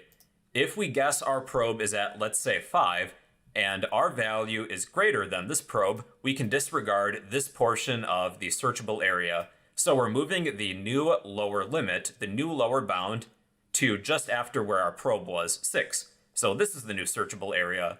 And then we'll calculate a new probe based on this data. If we're looking for, let's say, 2, and our probe says it's likely here at 5, well then, since 2 is less than our probe, we can disregard all of this data, and this would be our new searchable area. We would move the higher bound of our data down to just below our probe. So that's kind of the idea. So at the end, if we do not find our value, let's return -1 as a sentinel value. So back within our main function, let's check to see if the value returned does not equal -1. Using if-else statements, if index does not equal -1, then let's print a message. System.out.println, element found at index plus index. Else, element not found. Okay, so this should work. Let's run it. So we are searching for 8. So this formula calculated that this value is likely at probe 7, index 7, 0, 1, 2, 3, 4, 5, 6, 7. And this was the first iteration of our while loop. We were able to find our value 8 on the first iteration. So let's find a different value. How about 1? Element found at index 0. That's the first element.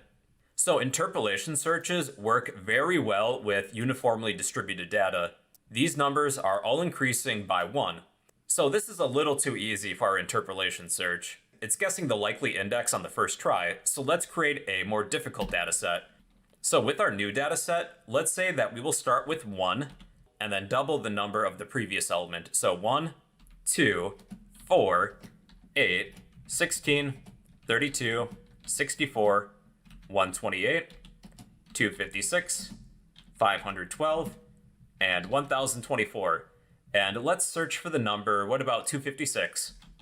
Let's see how many probes this is going to take. Alright, so here's the results.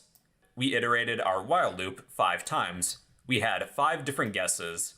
After the first guess, this was not correct. So we narrowed down our search area, then we probed again. This still wasn't the correct answer, so we probed again, and again, and again, until we got the right value. So that's an interpolation search. It's an improvement over a binary search that is best used for uniformly distributed data. It guesses where a value might be based on a calculated probe result. If the probe is incorrect, the search area is narrowed, and a new probe is calculated. The interpolation search has an average runtime complexity of big O of log n, and a worst case runtime complexity of big O of n. This would be if our values increase exponentially. So yeah, that is the interpolation search. If you would like a copy of this code, I'll post this to the comment section down below. And well, yeah, that is the interpolation search in computer science. Aw, yeah. Alright, bubble sort. Bubble sort is a sorting algorithm that compares adjacent elements and checks to see if they're in order. If not, these elements are switched, then the next pair of adjacent elements is compared.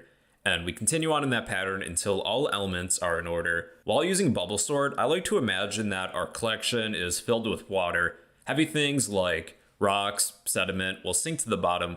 Anything light, such as air, wood, bubbles, anything light will float to the top. Here's an array of 9 unordered elements. We will use bubble sort to manually sort these elements in ascending numeric order. Alright, so I reset this array. We're going to perform a total of 9 laps, but don't worry, I'll fast forward through this footage.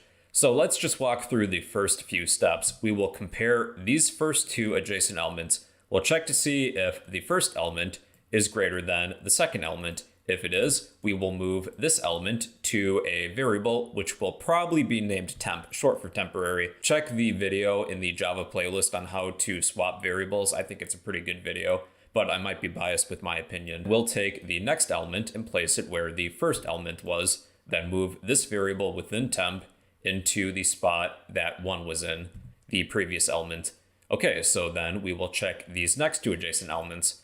This first element is greater than the second element, so we will move our first element into temp, move the second element to where element 1 was, and then move temp to where element 2 is, and then we would just repeat this process. So we will lap through this array once for each element that is available. So let's just speed up the footage here, and I will show you manually a bubble sort.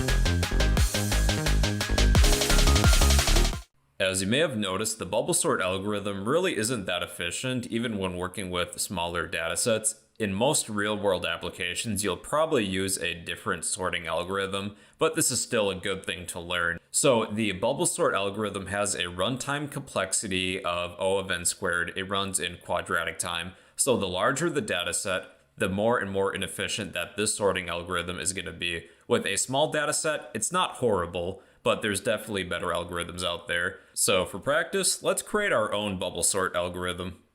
All right, let's create an array of integers and assign some random numbers. Make sure that they're not in order because, well, then that would defeat the purpose of this program. So at the end, we'll just display all the elements of this array using an enhanced for loop. For I in array, we will display with a print statement, not print line, whatever I is during each iteration. So let's just test this.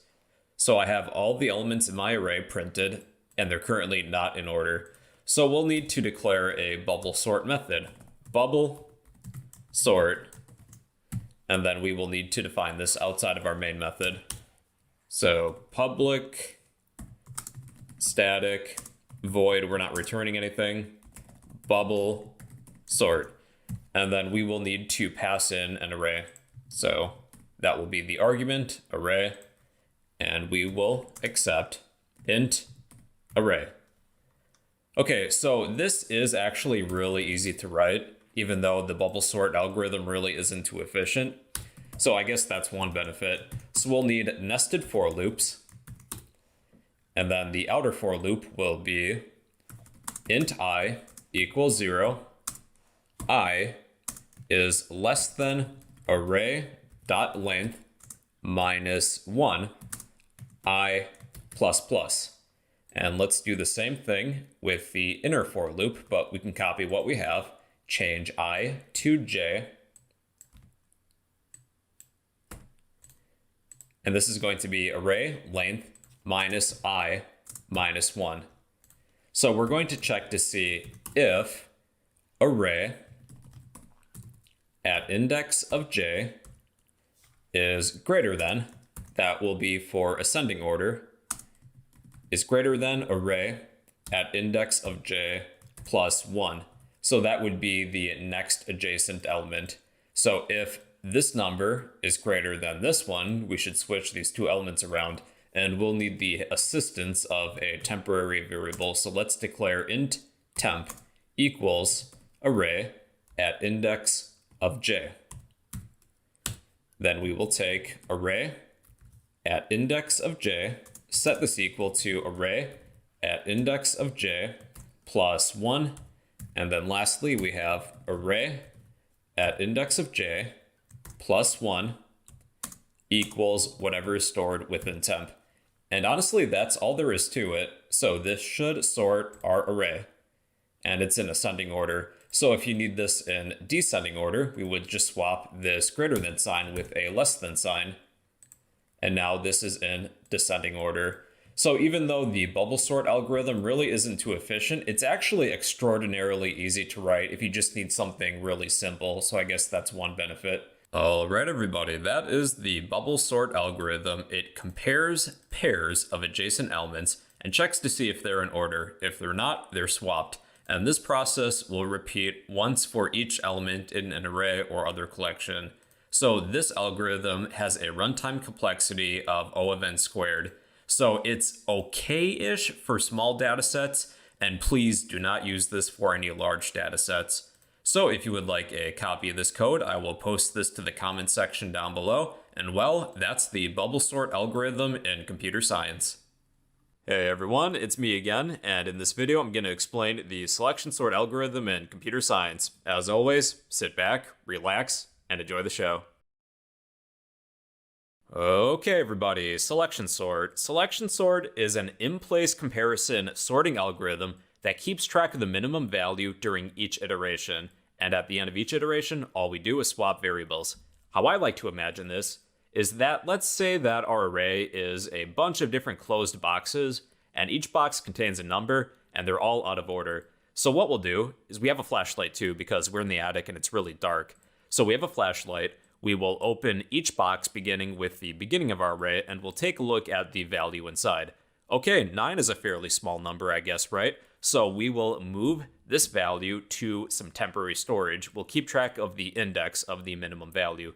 9 is the new minimum. Let's open the next box, and holy crap, it's a 1. 1 is a really small number, so that will be the new minimum.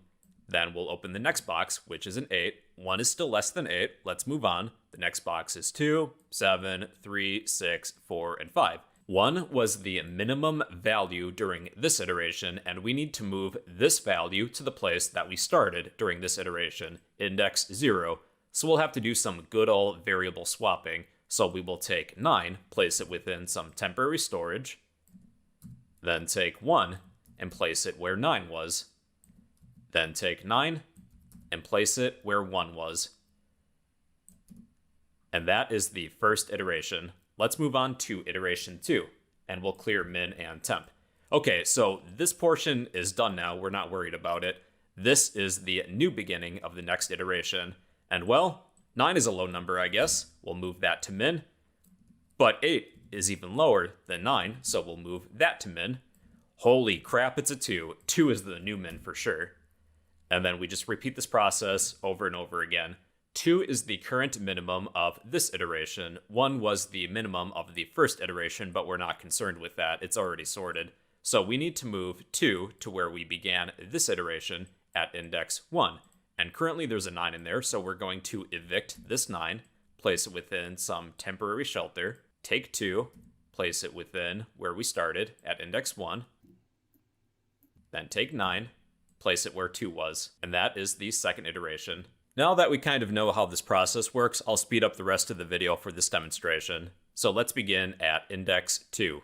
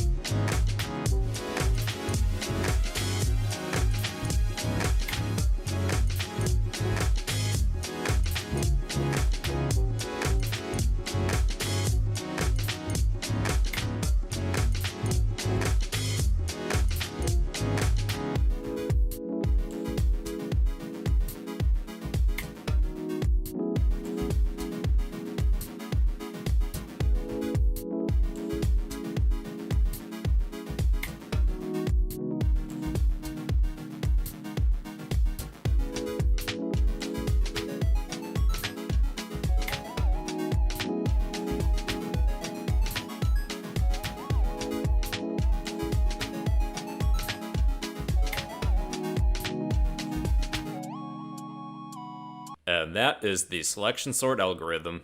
The selection sort algorithm has a runtime complexity of big O of n squared. The larger the dataset, the more and more inefficient that using the selection sort algorithm is going to be, although it's okay with smaller datasets. Now let's create our own selection sort algorithm. Okay, let's implement a selection sort. We'll need an array or other collection to work with. Let's create an array of integers because I want to make this as easy as possible. So integer, array, and make up some random numbers, make sure that they're not in order. What about 8, 7, 9, 2, 3, 1, 5, 4, 6, I guess. Then let's use a for each loop to iterate over the elements of this array. For int I in array, we will display each element with a print statement. System.out.print I. And let's run this once just to be sure that everything is working fine. So 879, 231, 546. Everything is working as it should. So before we display the elements of our array, let's invoke a selection sort function, which we still need to declare. So selection sort, and we will pass our array as an argument because, well, that's what we want to sort, right? So selection sort, and we'll need to create this method. I will cheat and use the shortcut.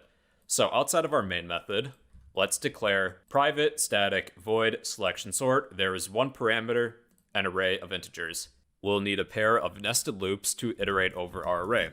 So let's work on the outer loop. For int I equals 0, we will continue this as long as I is less than array's length property minus 1, then increment I by 1 during each iteration. Then there is a nested loop within here, change I to j. So j equals I plus 1, j is less than array length, and j plus plus. So we'll need to keep track of the minimum, so we'll do that outside of our nested loop. Int min equals I, so that is the current minimum. And within the nested for loop, we will check to see if our array at index of min is greater than array at index of j. If it is, we will change our min to equal j. Then outside of our nested loop, but within the outer loop, we will do some good old variable swapping. So int temp equals array at index of I to store this element. Array at index of I equals array at index of min. Then lastly, array at index of min equals temp. And that's all there is to it. So after running this program, our array is now sorted via the selection sort algorithm. Then, of course, if you need your array or collection sorted in descending order, currently it's in ascending order, all we do is swap this greater than sign with a less than sign, and this will now be sorted in descending order depending on what you need. Well, okay then everybody, that is the selection sort algorithm. It will search through an array and keep track of the minimum value during each iteration. At the end of each iteration, we swap variables, and that's all there is to it. It runs in quadratic time, big O of n squared. It's okay with small datasets, even more so than bubble sort, and it's pretty terrible with large datasets. The larger the dataset, the more and more inefficient that this selection sort algorithm is going to be. So that is the selection sort algorithm. If you learned something new, give this video a big fat thumbs up. Drop a random comment down below, and well, that is the selection sort algorithm in, I guess, computer science. What's going on, people? It's Bro, hope you're doing well, and in this video we're going to discuss the insertion sort algorithm in computer science. As always, sit back, relax, and well, enjoy the show. Alright everybody, insertion sort. Now what we do with insertion sort is that we begin at index 1. We take the value found within, move it to some temporary storage, like a variable named temp, to temporarily hold it. We examine elements to the left. If any elements are larger than what's within temp, we shift those elements to the right. So 6 is larger than 1, we shift it to the right. If it's less than whatever's within temp, we stop, or until we run out of elements. So we have run out of elements, we take this value found within temp, and place it at this opening here. That was the first iteration. Let's move on to iteration 2. Take this value, place it within temp, examine the elements to the left. If this element is greater than temp, then we shift it to the right. It's not, so we stop here and place this value back where it came from. So that was the second iteration. Iteration 3. Take this value, place it within temp, examine the elements to the left. If they're greater than 4, we shift them to the right. 7 is larger than 4, shift it to the right. 6 is larger than 4, shift it to the right. 1 is not larger than 4, so we stop here, take whatever's within temp, this value 4, and insert it here into this opening. So that was the first 3 iterations. We repeat this process until we run out of elements. So I'll speed up the footage. So we are currently on index 4.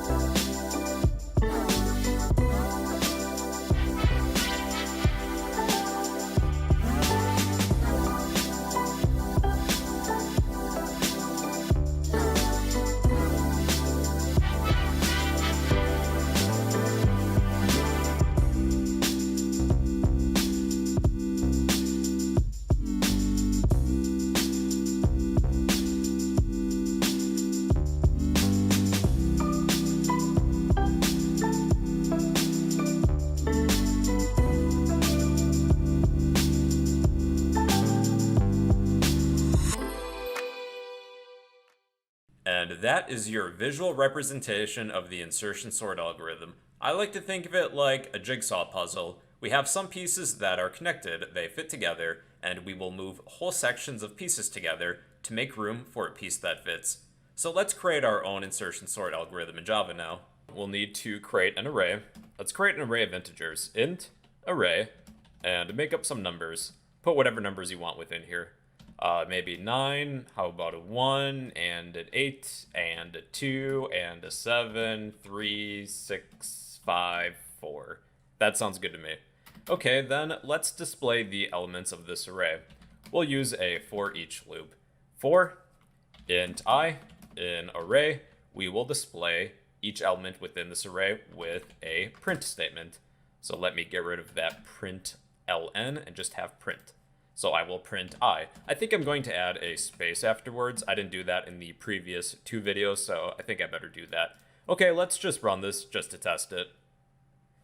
918273654. And before we display the elements of our array, let's invoke a function which we still need to declare called insertion sort. So insertion sort. Then we will pass in our array as an argument. And we'll need to declare this. So I'm going to cheat and create this automatically. So outside of our main method, create a method named insertion sort. Private static void insertion sort. There is one parameter, an array of integers. Okay. Now the first thing we'll do is create a for loop to iterate over each element of our array, but it begins at 1, not 0. So that would be for, then we will set int I to equal 1, not 0. Pay attention to that. We will continue this as long as I is less than array.length, and we will increment I by 1 during each iteration. Now, we need to take our value found within I and place it within temp. So let's declare a temporary variable named temp. Int temp equals array at index of I. And now we'll create a variable named j. Int j equals I minus 1. So this will keep track of what value we're comparing to the left of whatever I is. So then we need to create a while loop. We will continue comparing values to the left of I. And our condition is going to be while j is greater than or equal to 0 and array at index of j is greater than temp. So if we need to shift an element to the right, we would say array at index of j plus 1 equals array at index of j. So that will shift an element to the right. Then we will decrement j by 1, j minus minus. And the last thing to do is to insert the value found within temp into that opening. So that would be array at index of j plus 1 equals temp. And that's all there is to it. So let's run this. Booyah! 1, 2, 3, 4, 5, 6, 7, 8, 9. Well, people, in conclusion, the insertion sort algorithm compares elements to the left, and it will shift elements to the right to make room to insert a value. The insertion sort algorithm has a runtime complexity of big O of n squared. It runs in quadratic time. It's decent with small data sets, but bad with large data sets. And using insertion sort tends to be preferable to both bubble sort and selection sort. It uses less steps than bubble sort, and in the best case scenario, insertion sort can run in O of n linear time, compared to selection sort, which the best case scenario is O of n squared. Alright people, so that is the insertion sort algorithm. If you can, destroy that like button, leave a random comment down below, and well, yeah, that's the insertion sort algorithm in computer science. Well, howdy y'all, we're talking about recursion. Now, recursion is when a thing is defined in terms of itself. I stole that definition from Wikipedia. Really doesn't make too much sense. A thing is defined in terms of itself. So basically, with recursion, we applied the result of a procedure to a procedure. A recursive method is one that calls itself, and this can be a substitute for iteration. There's a lot of overlap where you could use either recursion or iteration. With recursion, we divide a problem into subproblems of the same type as the original, and recursion tends to be used within advanced sorting algorithms and navigating trees. Some of the benefits of recursive code is that it's easier to read and write, and it's easier to debug, but the disadvantages is that it's sometimes slower and uses more memory. Let's begin with a very simple example. Let's create a method to simulate walking. We'll do this both iteratively and recursively, then take a look at the differences between the two. So let's write an iterative walk method. So we will need to invoke this method, and then we will pass in the amount of steps that we would like to walk, like 5 steps. And then we'll need to declare this method. Private static void walk, and I'll change I to maybe steps, just so that it's more descriptive. Now let's use an iterative approach. So iteration is the repetition of an internal process. So we can use a for loop. That will repeat a process. And let's say that int I equals 0. We will continue this as long as I is less than steps, and then let's increment I by 1 during each iteration. And then during each iteration, I will print you take a step. And really that's it. And after running this code, we have walked 5 steps. Now let's write the same method recursively. Recursion is the repetition of a procedure. Iteration is the repetition of a process. So with recursion, we need a base case. That's what we do when we would like to stop. And a recursive case, what do we do when we would like to continue? So our base case is going to be if steps is less than 1, then we will return. And if you only have one statement within your if statement, you don't really need these curly braces. So I'm just going to omit those. All right, then we will print you take a step. So this is our base case. This is what we do when we would like to stop. Then our recursive case is what we're going to do when we would like to continue. We will invoke the walk method within itself, but we will pass in steps minus 1. And this is our recursive case. And this will do the same thing, however, it's just written a little bit different. Now, one thing that you should know is that programs have a data structure called a call stack. A call stack keeps track of the order in which our program needs to function. So with the main method, we call the main method first, and that's added to the bottom of our call stack. So in order to complete our program, we have to complete the main method and get to the end of it. However, when we took an iterative approach, we invoked the walk method, and that was added to the top of our stack. Remember that video on stacks? It's a LIFO data structure, last in, first out. We have to take care of anything at the top of our stack first, and then work our way down. With a recursive approach, we're adding multiple frames onto our call stack, because 1, we're calling the main method, then we're calling the walk method, passing in 5 as an argument, then we're calling the walk method again, passing in 4 as an argument, then 3, then 2, then 1, then 0, then we return. And we have to solve this in a LIFO order, last in, first out. We begin at the top and remove frames from the top until we reach the end. So that's why using recursion is sometimes slower and uses more memory. We're adding more frames to the call stack. There's more methods that we have to keep track of. Now check this out. What if we take 1 million recursive steps? We're going to call this walk method 1,000,000 times, and that's going to be a problem. And we ran into an exception. Let's take a look at this. So we encountered an exception, a stack overflow error. It's kind of like that one website. When working with recursion, it is possible to run out of memory. Although this is sometimes slower and uses more memory, recursive code tends to be easier to read and write and easier to debug. For a small method like this, I would probably stick with an iterative approach just because it already is fairly simple. But it's going to really come in handy when we get to topics on advanced sorting algorithms. So let's try something a little more complex. Let's create a program to find the factorial of a number. So let's create a factorial method, and we'll write this recursively. So let's find factorial, what about 7? And then we'll need to define this method.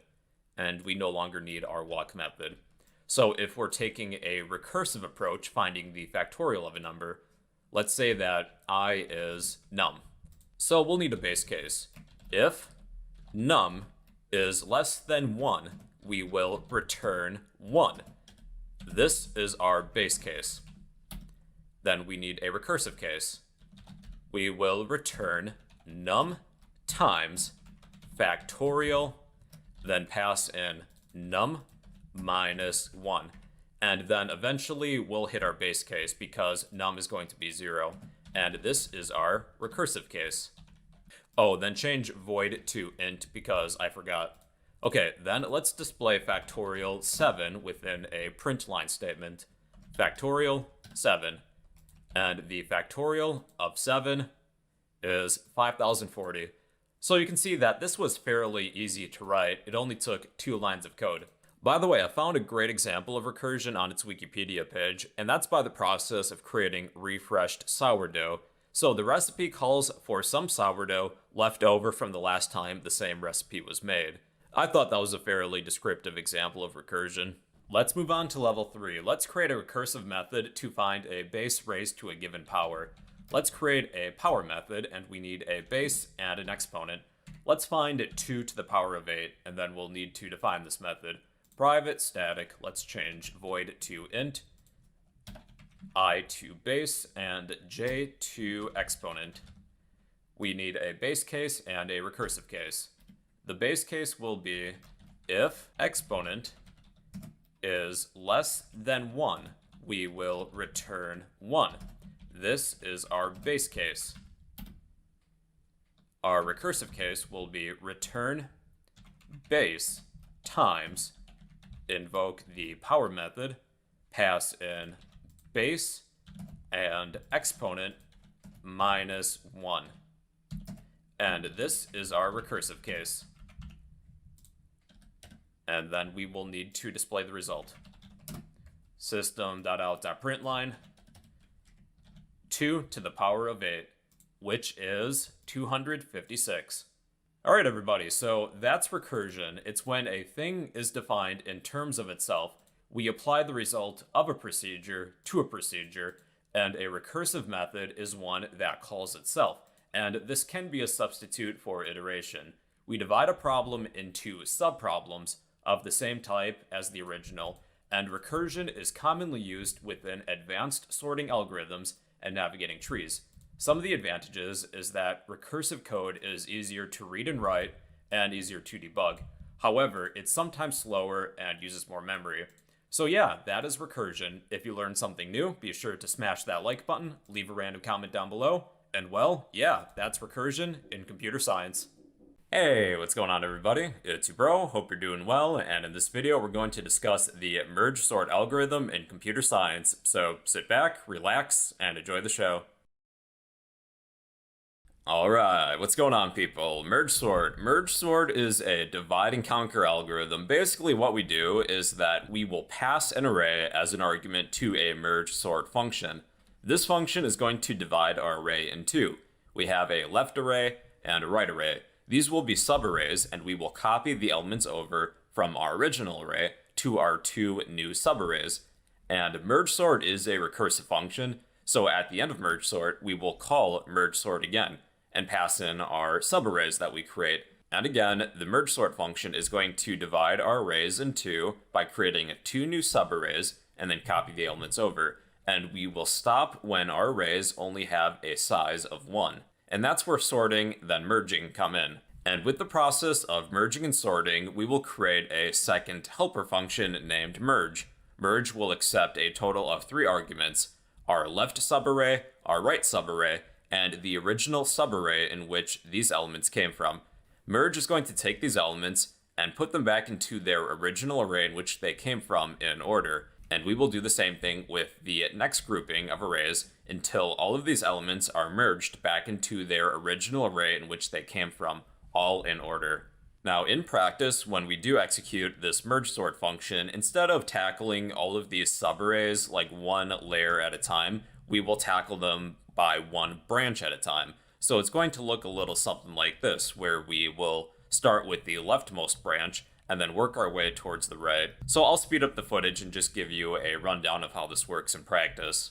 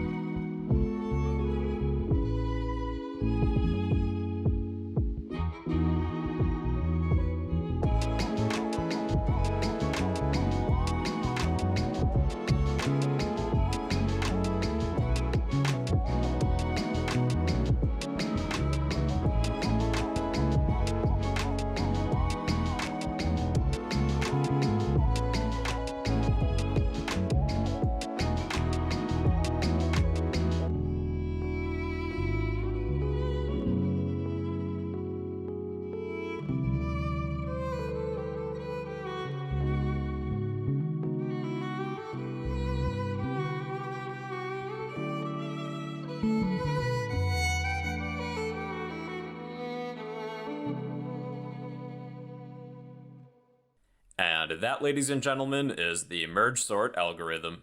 The merge sort algorithm has a runtime complexity of big O of n log n. It runs in quasi-linear time, along with quicksort and heap sort, which we still need to talk about. So when working with large datasets, merge sort is faster than insertion sort, selection sort, and bubble sort. But on the other hand, the merge sort algorithm uses more space than bubble sort, selection sort, and insertion sort, because we need to create new subarrays to store elements. Whereas bubble sort, selection sort, and insertion sort can sort in place, so they use a constant amount of space to do their sorting, unlike with merge sort. Now let's move on to the hands-on portion of this video and create a merge sort function in code now. Alright, well, let's get started. We'll need an array to work with, make up some numbers, make sure that they're not in order, as well as a for loop to iterate over the elements of our array. So currently our array is not in order, but that's going to change soon. Let's invoke a merge sort method that we still need to declare. This is going to be a recursive method, and we will pass in an array. And each time that we invoke this method, we will split our array in half, create two subarrays, and then copy the elements over. So let's create and declare this method. Private static void merge sort, and we'll need a helper method too. And we'll name this merge. A helper method is just a method that helps another method, basically. So private static void merge. And there's going to be 3 parameters within our merge method. Int left array, int right array, and int array. Remember that these are arrays of integers. The first thing that we're going to do within our merge sort method is that we need to get the length of our array. So let's cache that within a local variable named length. Int length equals array.length. And we'll need a base case too. When do we stop recursion? If length is less than or equal to 1, then we shall return. And this is our base case. Basically, with this merge sort method, we're dividing our array in 2 each time. If the length is 1, there's no longer a need to divide our array further. And we'll need to find the middle position of our array. Int middle equals length divided by 2. And we'll create 2 new subarrays. Int array left array equals new integer array, and the size is middle. And we'll create a right array. Integer array right array. The size is length minus middle. Okay, now we need to copy the elements of our original array to our left and right arrays. So we'll need 2 indices. Int I equals 0. This will be for our left array. And int j equals 0. And this is for our right array. Then let's create a for loop. We don't necessarily need to declare a new index here. We can just use I. So I'm going to add a semicolon. Our condition is I is less than length. Then increment I by 1 during each iteration. So our condition is, with an if statement, if I is less than middle, then we will copy an element from our original array to our left array. Left array at index of I equals array at index of I. Else, we will copy that element to our right array. Else, right array at index of j, remember that this index is for the right array, equals array at index of I. Then let's increment j by 1. Okay, this is where recursion comes in, so outside of this for loop, we will call merge sort again and pass in our left array. So we'll consistently divide our array in half. We'll begin by dividing the left array, then the right array, with a separate recursive call. So left array, then right array, and then call merge. So with merge, we have to pass in our left array, right array, and our original array, because we'll put the elements back in order. left array, right array, and our original array that we received as an argument. So that is it for the merge sort function. Let's work on merge next. First thing that we're going to do within the merge method is cache the size of our left array and right array within some local variables. Int left size equals array dot length divided by 2. Int right size equals array dot length minus left size. And then we'll need 3 indices. Int I equals 0. This is for our original array to keep track of the position. L will be in charge of our left array, and R will be in charge of our right array. And these will be the indices that we're using. Okay, the next part, we're going to check the conditions for merging. And we can do this with a while loop. So our condition is going to be while L is less than left size and R is less than right size. So basically, while there's elements within both our left array and right array, we will continue adding elements to our original array. And we'll need to check to see which element is smaller. If left array at index of L is less than right array at index of R, then we will copy the element from our left array to our original array. So we're basically comparing the number on the left to the right and adding whatever number is smaller back to our original array. So array at index of I equals left array at index of L. Then we can increment I, increment L.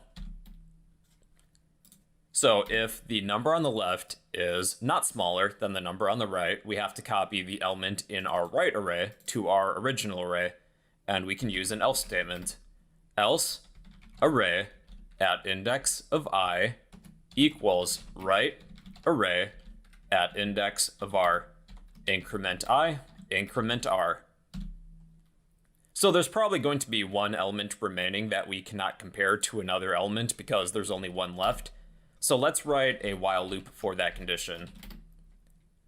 While L is less than left size, then we will take array at index of I equals left array at index of L. Increment I, increment L. Then we'll need another while loop. If R is less than right size, we will copy the last right element over. Array at index of I equals right array at index of R. Increment I, increment R. And that should be it. Let's run this. And our array is now sorted. In conclusion, everybody, the merge sort algorithm recursively divides an array in two, sorts them, and then recombines them. The merge sort algorithm has a runtime complexity of big O of n log n, and a space complexity of big O of n. So that is the merge sort algorithm. If you would like a copy of this code, I will post this to the comments section down below. And well, yeah, that is the merge sort algorithm in computer science.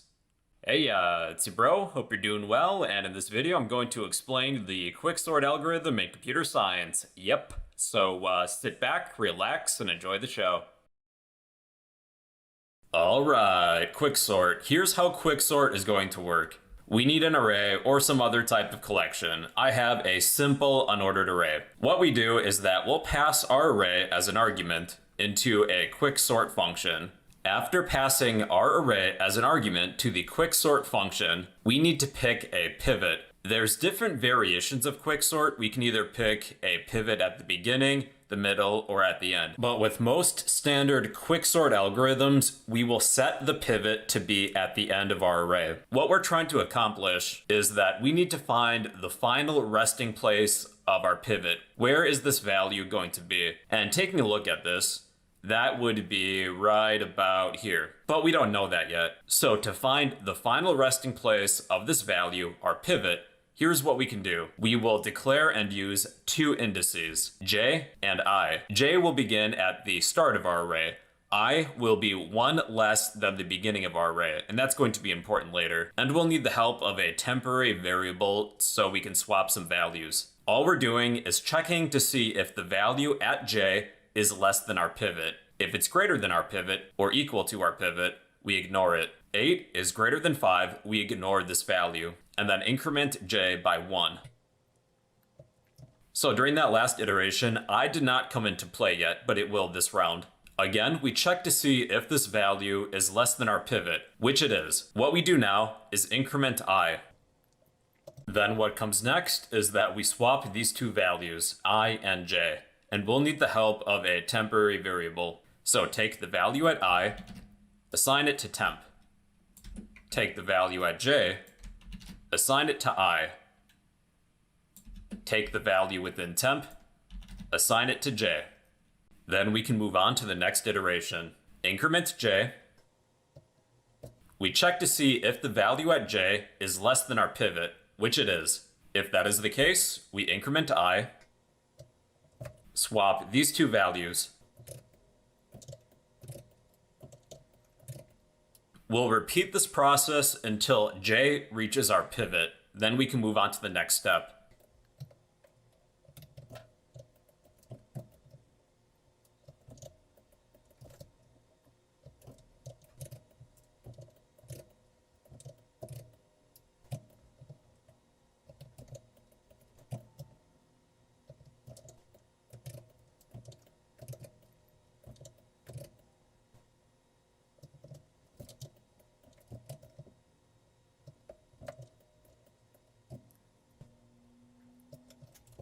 Here's the next step after our index j reaches our pivot. We now know where the final resting place of our pivot is going to be. It's I incremented by 1. So we will increment I, then swap the value at index of I with the value at our pivot. Our pivot is now within the correct place. An easy way to tell is that all elements to the left of our pivot should be less than our pivot, but they're not necessarily going to be in order, and that's fine. They'll be organized later. All elements to the right of our pivot should be greater than or equal to our pivot. And like I said before, they probably will not be in order. The important thing is that elements to the left should be less than our pivot. Elements to the right should be greater than. That's how we know the pivot's in the correct place. Now the next step, we're going to create two sections, two partitions. The first partition will be all the elements from the beginning of our array up until our pivot, but not including the pivot. And our second partition will be all the elements after our pivot until the end of our array. Quicksort is a recursive algorithm. We need to pass these partitions as arguments into the quicksort function. Remember that the quicksort algorithm is a recursive divide and conquer algorithm. But unlike with merge sort we create new subarrays. With quicksort, we will be sorting these arrays in place, but we need to keep track of the beginning and ending indices of these partitions. And then it's just a matter of repeating the same steps over again, but we're going to instead use these partitions, sections of our array. I'll give you a quick demonstration of what the quicksort algorithm is going to look like to completion.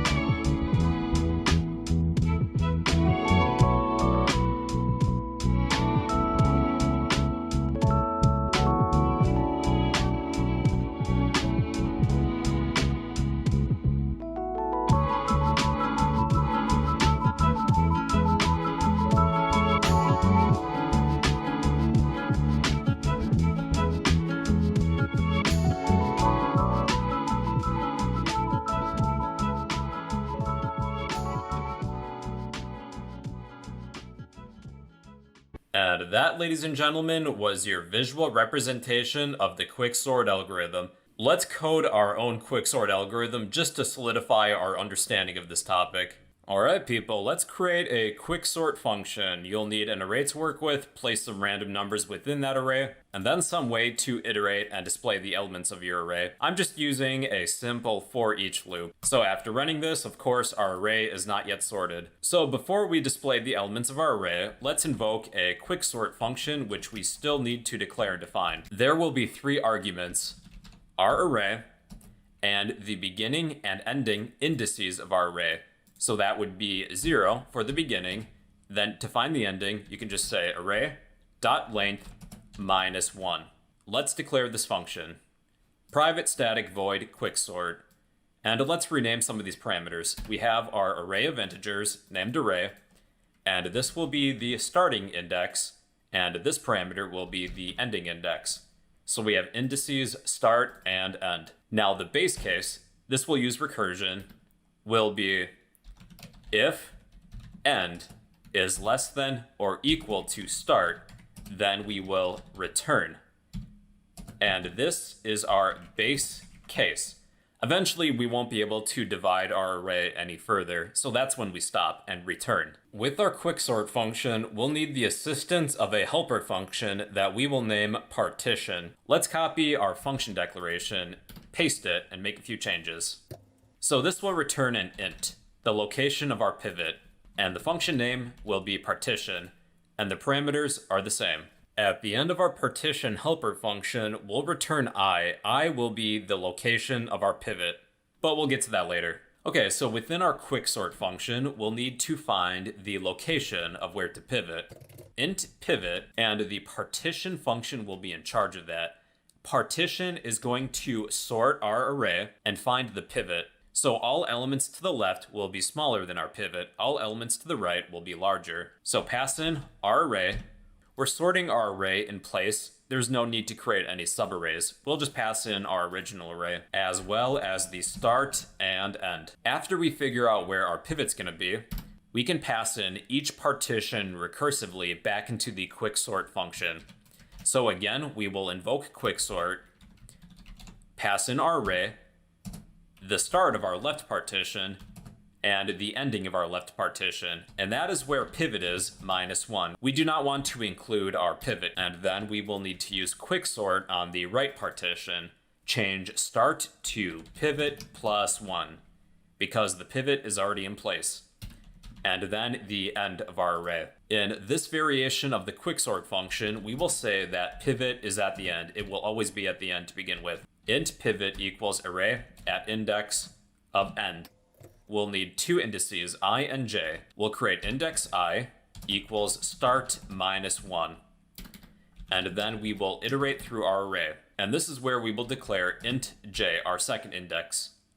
Int j equals start. And we will continue this for loop as long as j is less than or equal to the end of our array -1. Then increment j by 1. What we're going to check is if array at index of j is less than our pivot. If one of these elements is less than our pivot, we want it on the left-hand side of our pivot. Any numbers larger than our pivot should be on the right-hand side. So we will increment I by 1 and do a basic variable swap. And we'll need the help of a temporary variable. Int temp equals array at index of I. Array at index of I equals array at index of j. Lastly, array at index of j equals temp.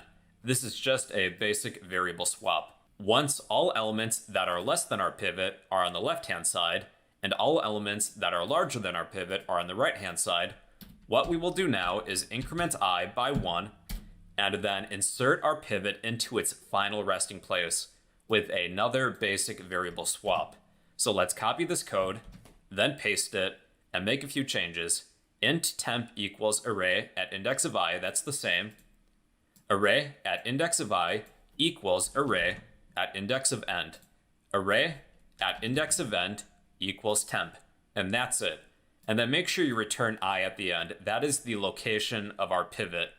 Then after running this, Our array is now sorted via the quicksort algorithm. In conclusion, the quicksort algorithm moves smaller elements to the left of a pivot. We recursively divide our array into two partitions and pass those partitions as arguments recursively into the quicksort function. The runtime complexity of the quicksort algorithm actually varies. In its best and average cases, it runs in big O of n log n. However, in its worst case, it can run in big O of n squared. This is rare, and it occurs if the array is already sorted or close to being sorted. But most of the time, it will run in big O of n log n. And the space complexity of the quicksort algorithm is big O of log n. This is due to recursion. It uses more space than bubble sort, selection sort, and insertion sort, even though it sorts in place. That's because the quicksort algorithm uses recursion. We're adding frames to the call stack, which takes memory. So yeah, that is the quicksort algorithm. If you found this video helpful, please be sure to smash that like button, leave a random comment down below, and subscribe if you'd like to become a fellow bro. Alright, what's going on everybody? Hash tables. A hash table is a collection of key value pairs. Each key value pair is known as an entry. We have two pieces of data. The first is the key, and the second is the value. In this example, let's pretend that we're a teacher and we need to create a hash table of all of our students. Each student has a name and a unique student ID number, but these can be of any data type that you would like. In this example, the key will be an integer and the value will be a string. So how do we know at which index to place each of these entries? Well, what we could do is take each key and insert it into a hashcode method. The hashcode method will take a key as input, plug it into a formula, and spit out an integer. This integer is known as a hash. Now, if we're finding the hashcode of an integer in Java, that's actually really easy. The formula is the number itself. So the hash of 100 is 100, 123 is 123, so on and so forth with the other keys. So after finding the hash of your key, now what can we do? These numbers are way too large, and the size of our hash table is only 10 elements. What we'll do next is take each of these hashes and divide each of them by the capacity, the size of our hash table. We have 10 elements. So take each hash, divide it by the capacity of our hash table. Whatever the remainder is, we will use the remainder as an index. And to find that, we will use the modulus operator. So 100 divides by 10 evenly. The remainder is 0. So 100 modulus 10 gives us a remainder of 0. So SpongeBob's entry we will place at index 0 within our hash table. So the hash of Patrick's key is 123. 123 modulus 10 gives us a remainder of 3. Patrick's entry will be inserted at index 3 of our hash table. So here's a little shortcut. If you have a number, modulus 10, you can find the remainder, and that is the last digit. 321 modulus 10 will give us a remainder of 1. Sandy's entry will be placed at index 1. Then Squidward's entry will be placed at index 5. 555 modulus 10 is 5. And Gary's will be at index 7 following the same pattern. Now here's one situation. What if two hashes are calculated to be the same value? That is known as a collision, and I can best demonstrate that with a separate example. In this next example, let's say that each key is now a string. Each entry is a pair of strings. We will first need to find the hash of each of these keys. So the hash code of a string uses a different formula. Basically speaking, we're going to take the ASCII value of each character within the string and plug it into this formula. I went ahead and calculated the hash of each of these strings using this formula of the string hashcode method. And the next steps are the same as before. Take each hash divided by the capacity of our hash table and find the remainder. So beginning with the first hash, 48,625 modulus 10, gives us a remainder of 5. SpongeBob's entry is now at index 5 within our hash table. Now Patrick's will be at index 0. Now here's Sandy's. Sandy's will also be 0. We have a collision. Both of these entries will be located at the same index. So what do? Each of these storage locations is also known as a bucket, and the most common resolution for a collision in a hash table is that we will turn each bucket into a linked list. If this bucket already has an entry, within the first entry, we will also add an address to the location of the next entry, and keep on adding more if there's more entries within this bucket. So in this way, this becomes a linked list. If we're looking up a key, we first go to the index in which it's located. If there's more than one entry, we will search linearly through this bucket as if it were a linked list until we find the key that we're looking for. So that's the most common resolution when there is a collision. But ideally, you would want each of these entries to be within their own bucket. Based on the hash of Squidward's key, Squidward's entry has an index of 9. And Gary has an index of 5, and there's another collision. We will add the address of Gary's location to the first entry, and this bucket becomes a separate linked list. This process is known as chaining. The less collisions that there are, the more efficient that this hash table is going to look up a value. Ideally, you would want each entry to have their own bucket, but collisions are possible. To reduce the number of collisions, you can increase the size of the hash table, but then again, the hash table is going to use up more memory then, so people usually find a balance between the two. So yeah, those are hash tables in theory. Let's create our own now. Alright everybody, so let's implement a hash table in Java. So we will need to declare this hash table and list the data types of our key value pairs. If we need to store primitive data types, we can use the appropriate wrapper class. So let's store integers and strings. Integer and string. The integers will be the keys, the strings will be the values. We'll map student ID numbers and student names. And I'll name this hash table just simply table. Equals new hash table. There we go.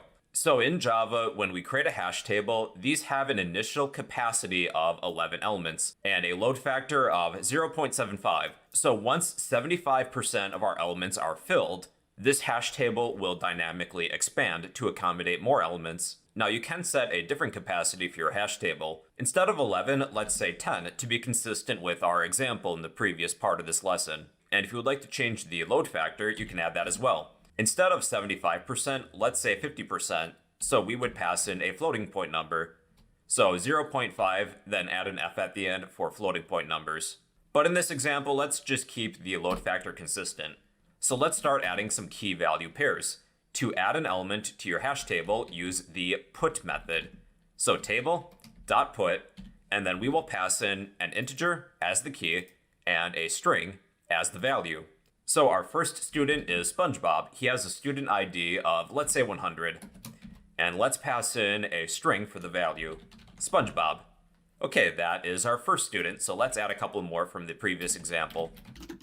So we have SpongeBob, Patrick with an ID of 123, Sandy with an ID of 321, Squidward with an ID of 555, and Gary with an ID of 777. Now to access one of these values, you can use the get method of tables. So I'll display this within a print line statement. Table.get, and I will pass in a key. Let's get the value at key number 100. So this student is SpongeBob. How can we display all of the key value pairs of a table? Well, we could use a for loop. So I'm going to create a for loop and place this within it. So to iterate over the keys of our table, this is what we can write. We can use an enhanced for loop. So we are iterating over integers. So the data type is integer, key, colon. So to make our hash table iterable, we can get all of the keys from our table and put them within a set. A set is iterable.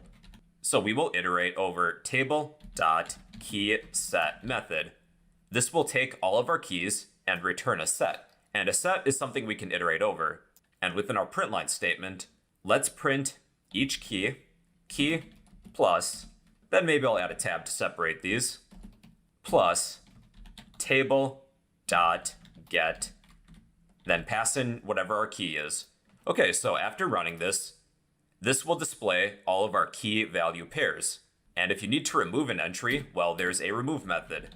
Table dot remove, then pass in a key. Let's remove Gary.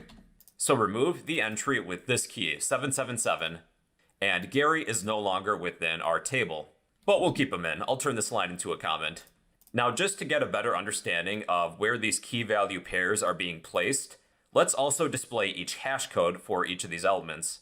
So preceding our key, let's display each hash code. I'll precede our key with a tab, and let's display each key's hash code, key.hashCode method. If we're using the hash code of integers, this will return the primitive integer value represented by the key that we're passing in. If we're using the hash code method of integers, well, the hash is going to end up being the same integer. So you can see that these numbers are the same. To calculate an index, we can follow the hash with modulus operator, then the size of our table. We set this to originally be 10.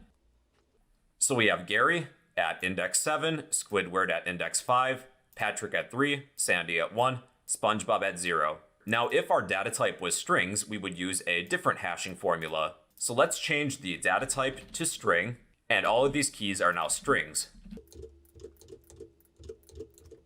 Then let's remove modulus 10 and change the data type of our for loop to strings. String key. Okay, these are the new hashes for each of our keys. This key has this hash number, this key has this hash number, so on and so forth. So different data types will have different hash code formulas. Now let's calculate the element in which each of these entries is going to be placed by adding modulus, the size of our hash table, 10.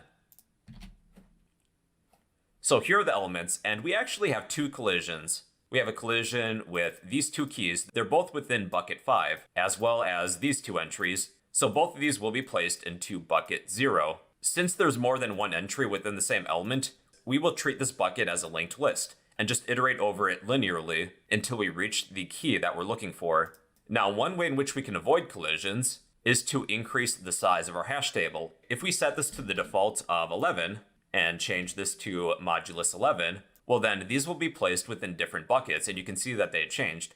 However, we still have a collision with SpongeBob and Squidward. So what if we increase this to 21? Do we have any collisions then? Nope, we do not. These keys are within their own buckets. All right, everybody, so in conclusion, a hash table is a data structure that stores unique keys to values. When you declare a hash table, you state the data types of what you're storing, and these are reference data types. Each key value pair is known as an entry, and a benefit of hash tables is that they have fast insertion, lookup, and deletion of key value pairs. But they're not ideal for small data sets, since there's a lot of overhead, but they're great with large data sets. Hashing in the context of a hash table takes a key and computes an integer. It utilizes a formula which will vary based on the key as input and its data type. Then to calculate an index, we follow this formula. We take a hash, modulus, the capacity of our table, to calculate an index. Each index is also known as a bucket. It's an indexed storage location for one or more entries. They can store more than one entry in the case of a collision, and in case that happens, we treat each bucket as a linked list. Each entry knows where the next entry is located. And as we discussed, a collision is when a hash function generates the same index for more than one key. Less collisions equals more efficiency. And the runtime complexity of a hash table varies. If there are no collisions, the best case would be a runtime complexity of big O of 1. It runs in constant time. In case there are exclusively collisions, as in we place all of our entries within the same bucket, it's going to be one giant linked list. And the runtime complexity of a linked list is big O of n. It runs in linear time. On average, the runtime complexity of a hash table will be somewhere within this range. So yeah, everybody, those are hash tables. If you would like a copy of all my notes here, I'll post them in the comments section down below. And well, yeah, those are hash tables in computer science. All right, what's going on, everybody? Graphs. A graph is a nonlinear aggregation of nodes and edges. A node, also known as a vertex, may contain some piece of data, and an edge is a connection between two nodes. There are two types of graphs we're going to discuss, undirected and directed. An example of an undirected graph could be a social network like Facebook. Each node could represent a user, and if one user is friends with another user, well, we could establish a friendship, an edge, a connection between these two nodes. If two nodes are connected, they have what is known as adjacency. In this example, Larry is friends with Patrick and Sandy, so Larry has adjacency to Patrick and Sandy. Patrick is friends with Larry, Sandy, SpongeBob, and SpongeBob is friends with Sandy, Patrick, and Squidward. And Squidward is adjacent to only one neighbor, SpongeBob. So a social network could be an example of an undirected graph. The other type of graph is a directed graph. A directed graph contains edges that will link one node to another. However, these are one-way connections. In this example, node A would have adjacency to node B, but not the other way around. However, it is valid to have one node pointing to another node, and that node could point back to the previous node. An example of a directed graph could be a street map. Let's say you're working on a travel app, and each node is a possible destination. These single edges could be one-way streets, and these double edges could be two-way streets. You can move back and forth between these two destinations. There are two popular ways to represent a graph, an adjacency matrix and an adjacency list. With an adjacency matrix, we could create a 2D array or 2D array list, one row and one column for each node. If we need to check to see if there's adjacency between two nodes, we would first find the index of the node we're beginning at, let's say A. So we would go to node A, and then find the index of the node we're trying to travel to, so B. So row A, column B. If there are no edges, this would be 0. If there is an edge, this would be 1. So since there's 1 here, within row A, column B, well, there's adjacency from node A to node B. But if we take a look at row A, column C, this is 0, so there's no adjacency between A to C. But if there was, well, we would replace this 0 with 1 then. Now there are pros and cons with the matrix. One of the benefits is that the runtime complexity to locate an edge is big O of 1, it's constant. All we have to do is find two indices. So we have to find the row and the column. However, the space complexity to store a matrix is big O of v squared. V as in the number of vertices that we have. But you could also think of that as n for the number of nodes. Big O of n squared. So since we have 5 nodes and 5 columns, we would have a total of 25 spaces. So the benefits of a matrix is that it's very quick to look up an edge. However, a matrix uses a lot of room, so it tends to suit graphs that have a lot of edges. On the other hand, we have an adjacency list. An adjacency list is an array or array list of linked lists. Each element is a separate linked list, and each header within the linked list would contain the address of a node. If there's adjacency between one node and another, we would add the adjacent node to our linked list. So to find adjacency between two nodes, we would find the node that we're starting at. Let's see if B is adjacent to E. So we would locate index B and travel this linked list until we find the node that we're looking for. That means there's adjacency between nodes B and E. Even if there's a node that is not adjacent to any neighbors, we would still want to add it to our adjacency list, just in case we do update it. Here are the pros and cons of an adjacency list. The time complexity to locate an element is big O of v. V as in the number of vertices. You can also think of this as n, so this would be big O of n. To locate an edge, we would first access the node that we're beginning at by an index. So let's begin at B, and we are looking for adjacency between B and E. Since each element is a linked list, we need to traverse this linked list linearly until we find the node that we're looking for. So in that way, it's linear. However, a benefit of a list over a matrix is that they use less space. The space complexity of an adjacency list is big O of v plus E. V for the number of vertices, aka nodes, and E for the number of edges. So yeah, everybody, those are graphs. A graph can be used to model a network. Each node is a piece of data within our network, and an edge connects nodes. So like I said, it's a popular way to model networks, which don't necessarily have any sort of order. So yeah, that's an intro to graphs, and in the next two topics, we'll create our own adjacency matrix and adjacency list. Hey, if you enjoyed this video, give it a thumbs up. If you have any ideas of where else you could implement a graph, let me know in the comment section. And of course, subscribe if you'd like to become a fellow bro.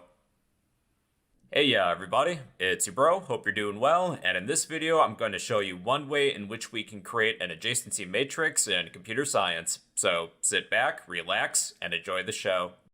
Alright people, so an adjacency matrix. An adjacency matrix is a 2D array to store ones and zeros to represent edges between nodes. There are different variations. You could use booleans, so you could say true or false depending if there's an edge or not. And basically the number of rows and columns in an adjacency matrix is equal to the number of unique nodes. The runtime complexity to check an edge is big O of 1, it's constant, and the space complexity is big O of v squared, so it uses up a lot of space. Now let's create our own adjacency matrix. They're actually fairly simple. So I'm going to create two classes, graph and node.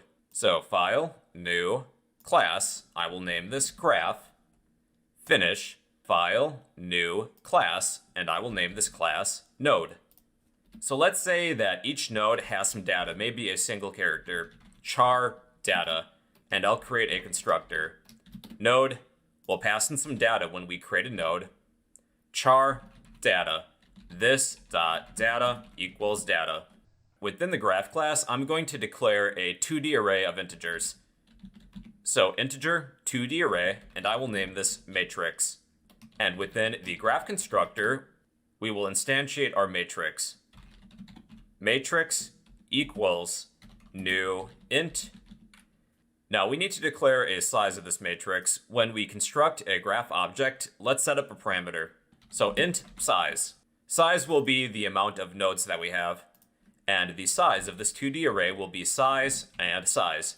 That's why the space complexity is big O of v squared. It's the number of vertices squared. If we have 5 nodes, well then the size is going to be a total of 25 elements. Now let's declare a few methods. Public void add node.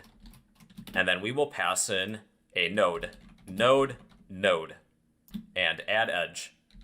Public void add edge. Then we need two indices, a source and a destination.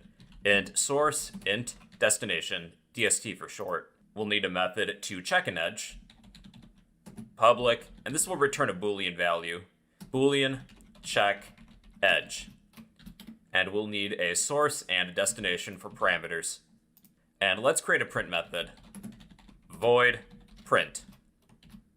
Okay, we'll fill in add a node a little bit later. So let's fill in add edge. We will pass in a source and a destination, two indices. So source will be the row, destination will be the column. So what we're going to do is take our matrix at index of source and destination and set whatever value is in here, which will be 0, equal to 1. That means there's an edge between two nodes. And that's really it.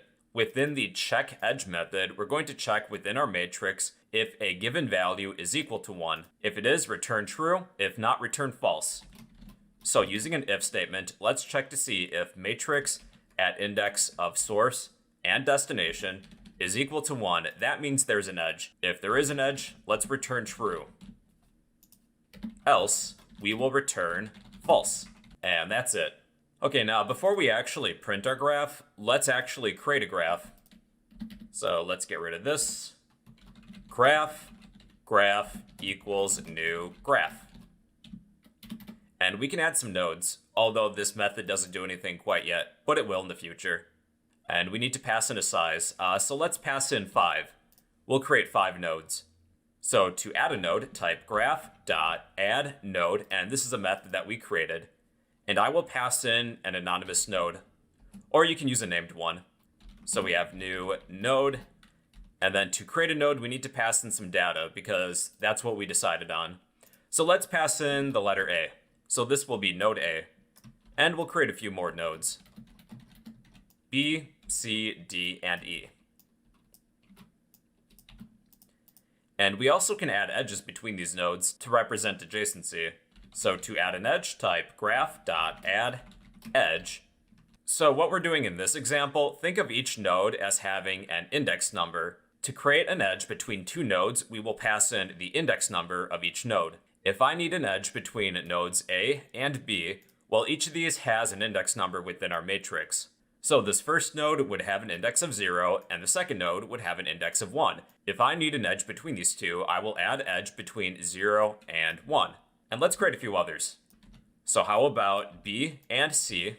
So C would have an index of 2, and C will have 2 edges based on the previous video. So C will be connected to D, so 2 to 3, as well as E, so 2 and 4. D won't have any edges. This is a directed graph in this example, and E has 2 edges. We have E to A, that would be 4 to 0, and E to C, 4 and 2. Now let's print our graph. Graph.print, and we need to fill in this method. Within the print method of the graph class, we just have to print our 2D array, and we can use for loops for that. So this will be the outer for loop, int I equals 0. We will continue this as long as I is less than the length of our matrix, matrix.length, then increment I by 1. So this will iterate over all of the rows in our matrix, and then we need a nested for loop. So change I to j within the nested loop. Whatever index we're on, we will take matrix at index of I dot length this time as the stopping condition. And during each iteration of the inner for loop, I will use a print statement, and I will print matrix at indices of I and j. Then I'll add a space between each of these. Oh, then when you exit the inner for loop, let's print a new line. Okay, and here's our adjacency matrix. Each row corresponds to a node, as well as each column. If there's adjacency between 2 nodes, well then there will be a 1 at that row and column. This next part really isn't necessary. This is kind of the general idea of an adjacency matrix, but let's add some headers to the rows and columns. Within the graph class at the top, let's create an array list. Array list, and the data type will be node, and I will name this nodes.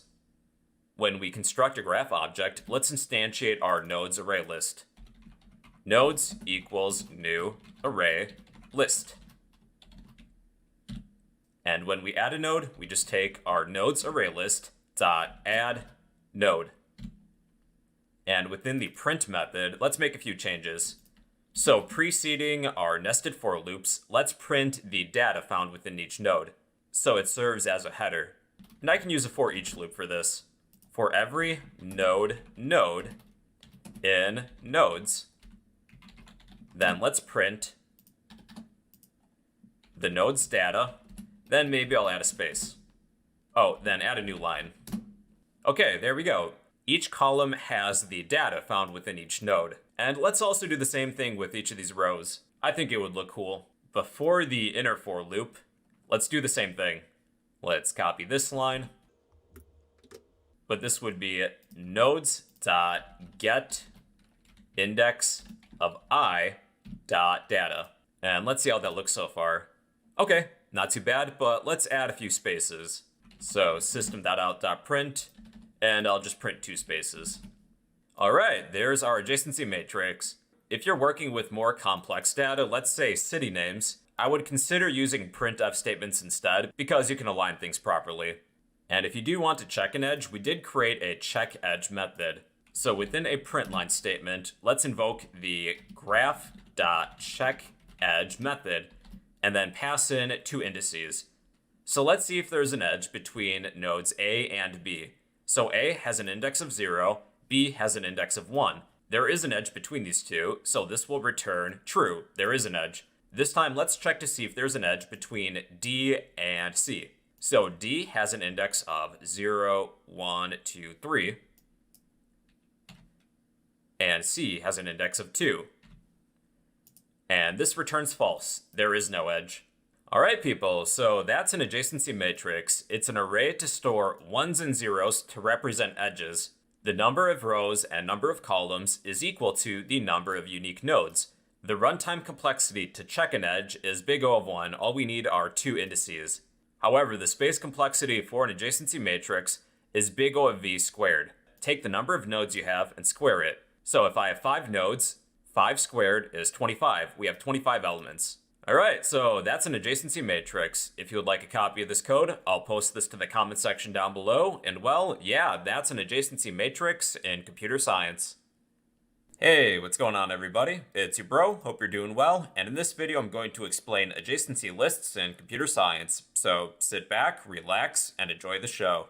Alright, what's going on everybody? Adjacency list. An adjacency list is an array or an array list made up of linked lists. Each element is a separate linked list, and each linked list can contain nodes. And each linked list has a unique node at the head. And basically speaking, to represent a graph, all adjacent neighbors to a node are added to that node's linked list. If we add an edge, we just add the address of that node to the tail. So let's begin. Let's create two classes, graph and node. File, new class. This will be graph. Finish. Then file, new class, node. Let's say we have some data, maybe just a single character. Char data. And we'll create a constructor and then pass in some data. Char data. This dot data equals data. Within our graph class, we need to create an array list of linked lists. Array, list, and the data type of what's going to be stored are linked lists. Now we need a data type for our linked lists. What are the linked lists going to store? Well, they're going to store nodes. Let's name this array list just a list for adjacency list. And let's create a graph constructor. And we will instantiate our adjacency list. A list equals new array list. Okay, let's declare some methods. We'll need an add node method. So public void add node. And there is one parameter, a node of the node data type. We'll need to add an edge. Public void add edge. We'll need two indices, a source and a destination. Int source, int destination. We'll be able to check an edge. Public void check edge. Again, we'll need source and destination indices. And let's print our graph. Public void print. Alright, now let's head to our main class and instantiate our graph. Graph equals new graph. We're going to reuse a lot of the same code from the previous topic on adjacency matrices. So let's add some nodes. Graph.add node. And I will pass in an anonymous node. New node. And we need some data. So let's pass in the letter A. Let's copy this and create 4 additional nodes. So B, C, D, and E. And we need to create some edges. Again, I'm using the edges from the previous topic. So graph.addEdge. Each of these nodes has an index number. The first will be 0, the second will be 1, then 2, 3, 4. If I need an edge between nodes A and B, the index of node A is 0, that's the source, and the destination is B. That has an index of 1. So 0, 1. And let's fill in a few others. How about 1 and 2, 1 and 4, 2, 3, 2, 4, 4, 0, and 4, 2. Okay, so then at the end, let's print our graph, but we have not yet filled in the methods. So graph.print. Okay, so let's head to our graph class and fill in some of these methods. Let's begin with add node. So in order to add a node, we first need to create a new linked list. So linked list, the data type of this linked list is nodes. And let's name this current list equals new linked list. After we create this new linked list, we can add a node to the linked list. Current list.add node. Whenever we create a new node, we will also create a new linked list, and the new node will be at the head of the linked list. And lastly, we just need to add this linked list to our array list. alist.add current list. Okay, then let's fill in the add edge method. I will declare a linked list, and I'll just copy this. Linked list current list equals, to add an edge to our adjacency list, we first need to get a linked list from the array list. So let's store that within current list. Current list equals, to access our adjacency list, we will type a list dot get, and then an index, and that will be source. This will return a linked list. It's kind of like it's in two layers. We'll also need to know our destination node. So let's say node, destination node, equals, then we'll need to find the array list that this node is located at the head. Adjacency list dot get our destination index, then follow this with get 0. That is the head of our linked list. So this is the address of the node we would like to link to. And now we just need to add this node to the tail of our current list. Current list dot add destination node. And that's it. We're taking a node and adding it to the tail of a linked list. You can shorten this code if you would like to do so in less steps. You would just take this portion and replace current list with alist.getSource. Then you technically don't need this line, but it's a little more difficult to read, so you do you. Okay, this time let's check an edge. So we can copy these two lines of code, paste it. What we're going to do is iterate over our current linked list and see if there's a match between a node and our destination node. So let's use a for each loop, and we will iterate over all of the nodes within our current linked list. So the data type is node in our current list. With an if statement, let's check to see if the current node that we're looking at is equal to our destination node. Are these addresses the same? If so, then return true. If we escape the for loop, that means we did not find the node we were looking for, so let's return false. And the return type of this method is going to be Boolean. Okay, we have one more method. We just need to print our adjacency list. We'll use nested for each loops. So we need to iterate over all of the linked lists within our array list. So for linked list, the data type is node, and let's name this current list. Iterate over every linked list in our array list, and then we'll need another for each loop. For every node in current list. Then let's use a print statement. Print the node's data. Then maybe I'll add an arrow for flavor to represent a linked list. Then outside of our inner for loop, let's print a new line. And that should be everything that we need, so let's run this. Alright, so there is our adjacency list. Basically, an adjacency list is an array or an array list made up of linked lists. Each linked list has a unique node at the head, and all adjacent neighbors to that node are added to the node's linked list at the tail. The runtime complexity to check an edge is big O of v, v for the number of vertices. It's because we need to traverse a linked list linearly to find a matching node. And the space complexity for an adjacency list is big O of v plus e. V as in the number of vertices, e as in the number of edges.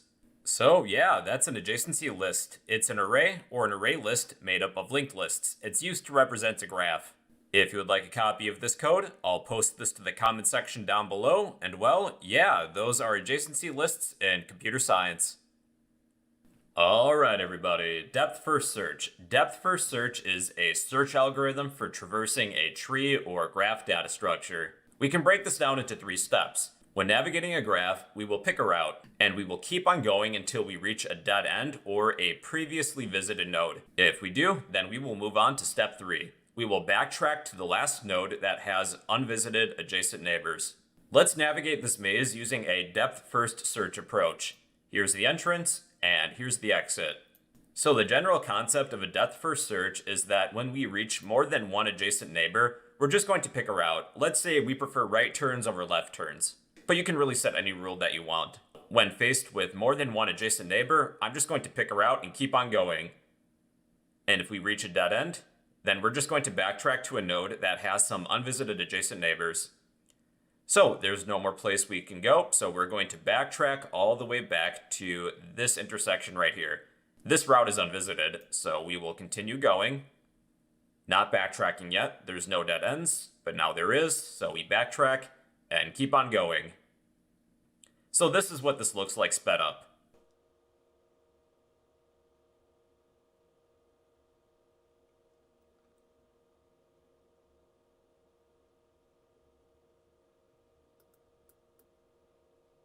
And we have reached the end.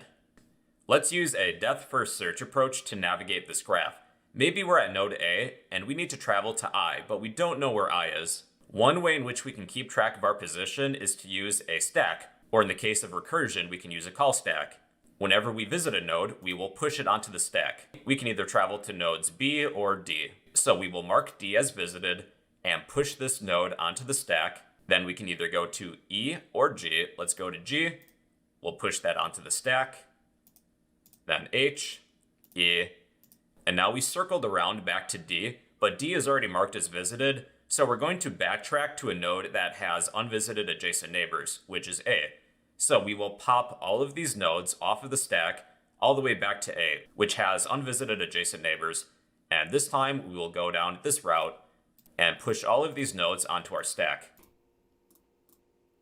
And we have reached the end. Using a depth-first search approach, when simplified, you pick a route, you keep going. When you reach a dead end or a node you already visited, you backtrack to a node that has unvisited adjacent neighbors, and you repeat steps 1 through 2. Alright, well, let's implement this in code now. And here we are, people. So I'm going to be using a graph that utilizes an adjacency matrix. If you're using an adjacency list, the code's just going to be a little bit different, but the concept is really still the same. I'm using code from the previous few videos. We have a node class, a graph class, and in the previous videos, we've already populated this graph with nodes and edges. And then I'm just going to print this. This is my adjacency matrix. Now within the graph class, we're going to create a depth-first search method and a helper method. So this will be public void, and we will name this depth-first search. And there will be one parameter, an index of where we would like to begin. To keep track of the nodes that we've already visited, what some people like to do is that they will create a boolean within their node class, such as boolean visited, and they'll just mark it as false or true. However, it's very easy to forget to change these back to false when you exit the depth-first search. So what I'm going to do instead is create an array of booleans, and the size will be equal to the length of the matrix. So let's create a boolean array, and I will name this visited equals new boolean, and the size of our array is the length of our matrix. Then lastly, we will implement a helper function. So let's name this DFS helper, and we will pass in our source and our boolean array visited. Then we just need to create this method, private void DFS helper, and there are two parameters, int source and an array of booleans named visited. You can either implement a depth-first search iteratively using a stack, or you can utilize the call stack if you use recursion. In this example, we're going to use recursion. When we invoke this helper function, we're going to check to see if the current node that we're on is visited or not, and we can use an if statement. If our visited array at index of source is equal to true, or you could write the shorthand and just say if visited at index of source, since this returns a boolean value. If we've already visited this node, we're going to return, else we will mark this node as visited. Else visited at index of source equals true. If you would like, although this part's not necessary, within my console, I'm just going to print that we visited this node. So within a print line statement, I do have my nodes within an array list. I'm just going to access the data of one of these. Nodes.get source.data plus equals visited. This part technically isn't necessary, but it's going to help with my demonstration. In this example, maybe we start at node A. We need to find any adjacent neighbors. If we're using an adjacency matrix, we need to iterate over this row. We can use a for loop for that. So int I equals 0. We will continue this as long as I is less than our matrix at index of source dot length. This equals the length of a row, and then increment I by 1. We're checking to see if one of these elements is a 1. That means that's an adjacent neighbor that we can travel to. Using an if statement, if matrix at indices of source and I. Source is the row that we're working with, I is the column. If this is equal to 1, then we will invoke the DFS helper method again. So this is recursive. We will pass in I as well as our Boolean array named visited. If we successfully search through an entire row outside of the for loop, let's return. And that's it, so let's run this. Within my main class, I will call the graphs depth first search method and pass in an index of a starting node. So let's begin at 0. We visit A first, then B, C, D, E. Let's try B, which has an index of 1. B, C, D, E, A. C, which has an index of 2. C, D, E, A, B. Okay, now pay attention to this. This is a directed graph, and we're beginning at D. There's no place that we can go, so we're stuck at D. We only visit D. And lastly, we have E, which has an index of 4. E, A, B, C, D. All right, everybody, that is the depth first search algorithm. You pick a route, you keep going. If you reach a dead end or an already visited node, you backtrack to a previous node with unvisited adjacent neighbors. If you would like a copy of this code, I'll post this to the comment section down below. Don't forget to give this video a thumbs up, leave a random comment down below, and subscribe if you'd like to become a fellow bro.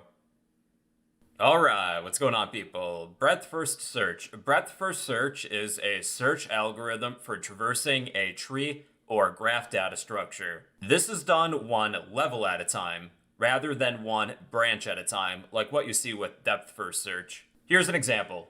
In the previous topic on depth first search, we would navigate a graph one branch at a time. But in a breadth first search approach, we would navigate this graph one level at a time. So let's begin at node A, and we are attempting to travel to node I. Instead of a stack, we'll use a queue. All unvisited nodes we will add to the queue. So we're currently at A, we'll add that to the queue, then add any unvisited adjacent neighbors to the queue as well. We have both B and D as neighbors.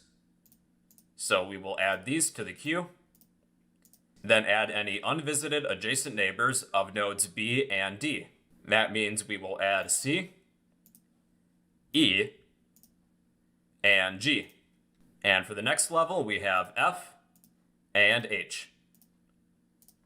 And lastly, I.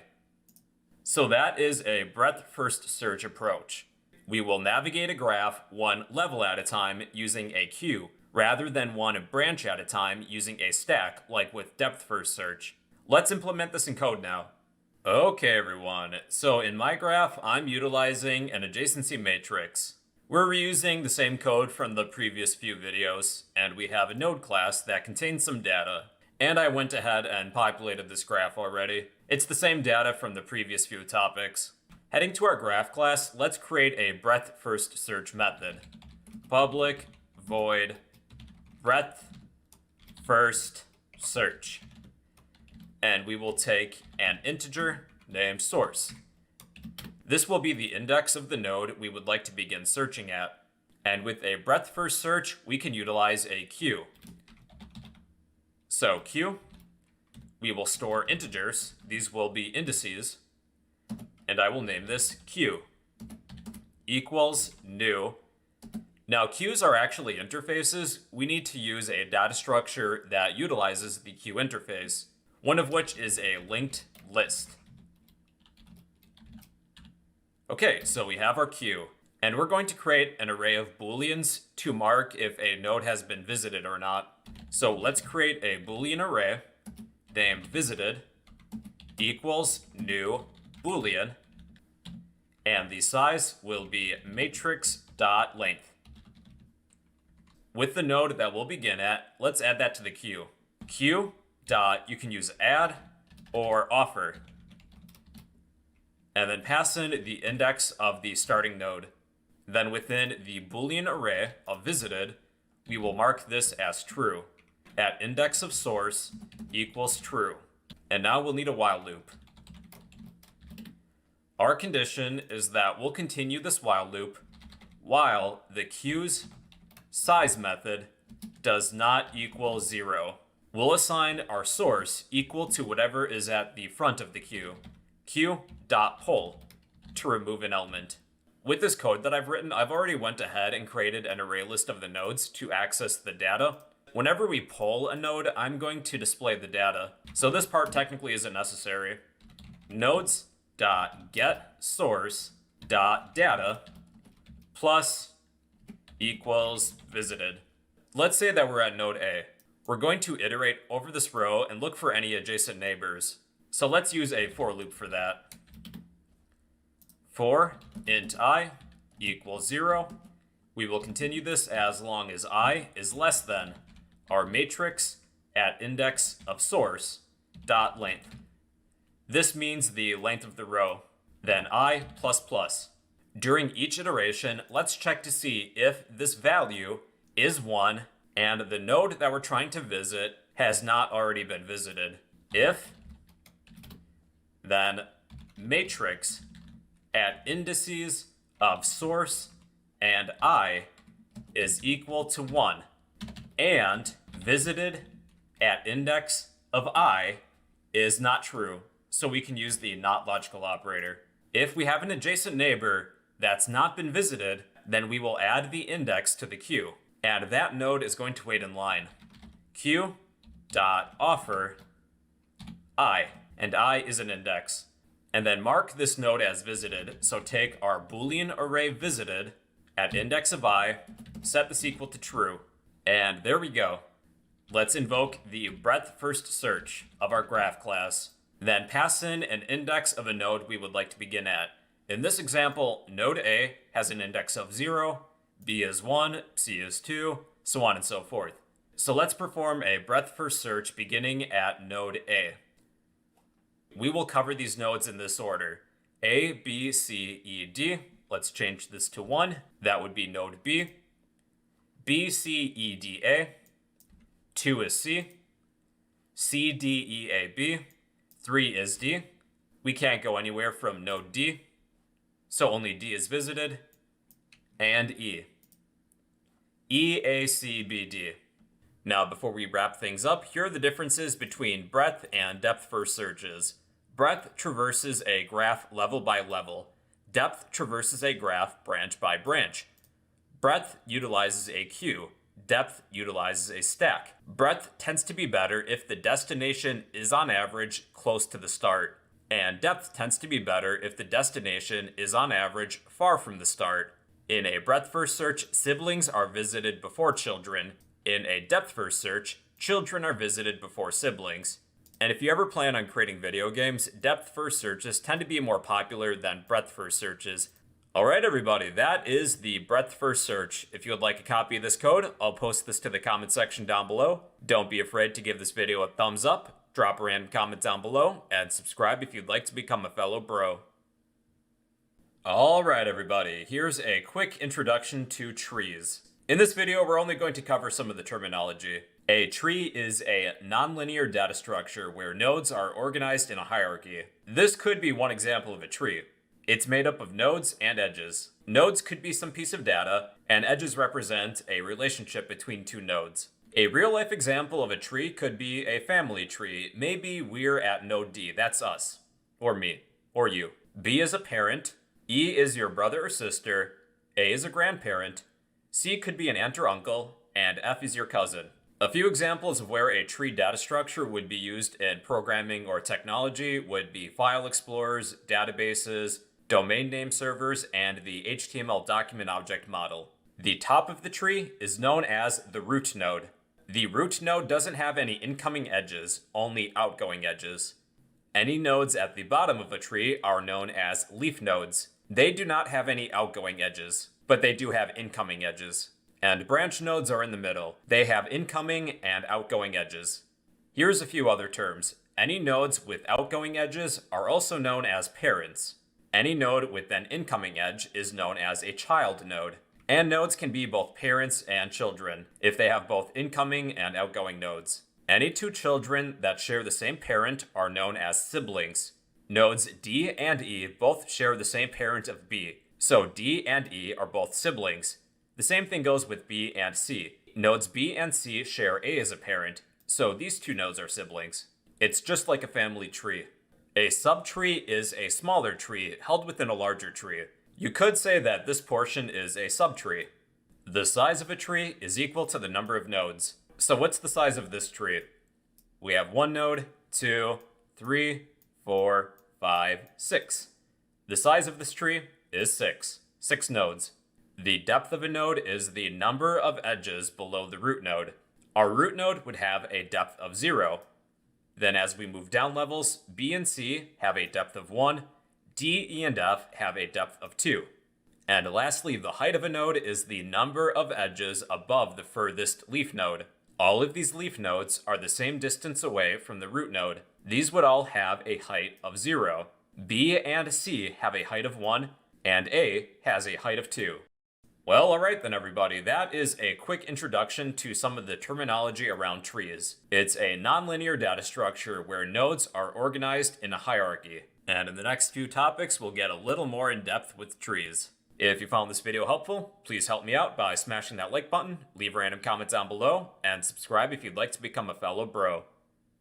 Alright, what's going on everybody? In this video, we're going to discuss binary search trees. But first, we'll need to know what a binary tree is. A binary tree is a tree where each node has no more than 2 children. That's why it's binary. In this example, node 1 has 2 children, 2 and 3, and each of these children have their own children. They have no more than 2 children. Nodes 4 and 5 are the children of 2, and nodes 6 and 7 are the children of 3. In this similar example, this would also be a binary tree. Node 3 only has 1 child, node 6. But with a binary tree, no node has more than 2 children. Since node 3 has 1 child, that's fine. But if node 3 had 3 children, well, that would no longer be a binary tree. Now, what makes a binary search tree different from a binary tree is that the values are arranged in a certain order. Here's the order. The root node should be greater than the left child, but less than the right child. 4 is greater than 2, and 4 is less than 6. That's the pattern that this data structure is built around. If we take a look at some of the subtrees, let's say this one, 2 is greater than 1, but less than 3. And in this subtree, 6 is greater than 5, but less than 7. If done correctly, starting at the root node, the leftmost child should be the least value, and again, starting from the root node, the rightmost child should be the greatest value. The reason that these nodes are arranged this way is for quick lookup. Let's say we're looking for 5. What we'll do is compare 5 to the root node. If 5 is equal to the root node, well then we found our answer. If 5 is greater than our root node, we will move down to the right branch and do the same thing again. Is 5 equal to 6? No, it's not. However, it's less than 6, so we know to go down this branch. The runtime complexity to find a value within a binary search tree is big O of log n in its best case. So let's code a binary search tree now. Okay, let's begin. Let's create a node class, file, new class. I will name this node, and finish. Nodes will have some data, maybe an integer this time, int data, and the node class should contain at most 2 nodes. Node left for the left child, and node right for the right child. If a node is a leaf node, well then these will be null, but we would still like to allocate space to hold children. And within the constructor, we will pass in some data, int data, and assign it. This dot data equals data. Now let's create a binary search tree class. File, new, class, binary search tree. And within our main class, let's instantiate a binary search tree object. Binary search tree, I'll name this tree, equals new binary search tree. And within the binary search tree class, each binary search tree should have a root node. Node root. Here are some methods. We'll need an insert method to insert nodes. Public void insert. And there is a parameter of a node. Node. Now let's create a second method. This next method will be a helper method of the insert method. So the insert method is going to call its helper method. And this will be private. The return type is node.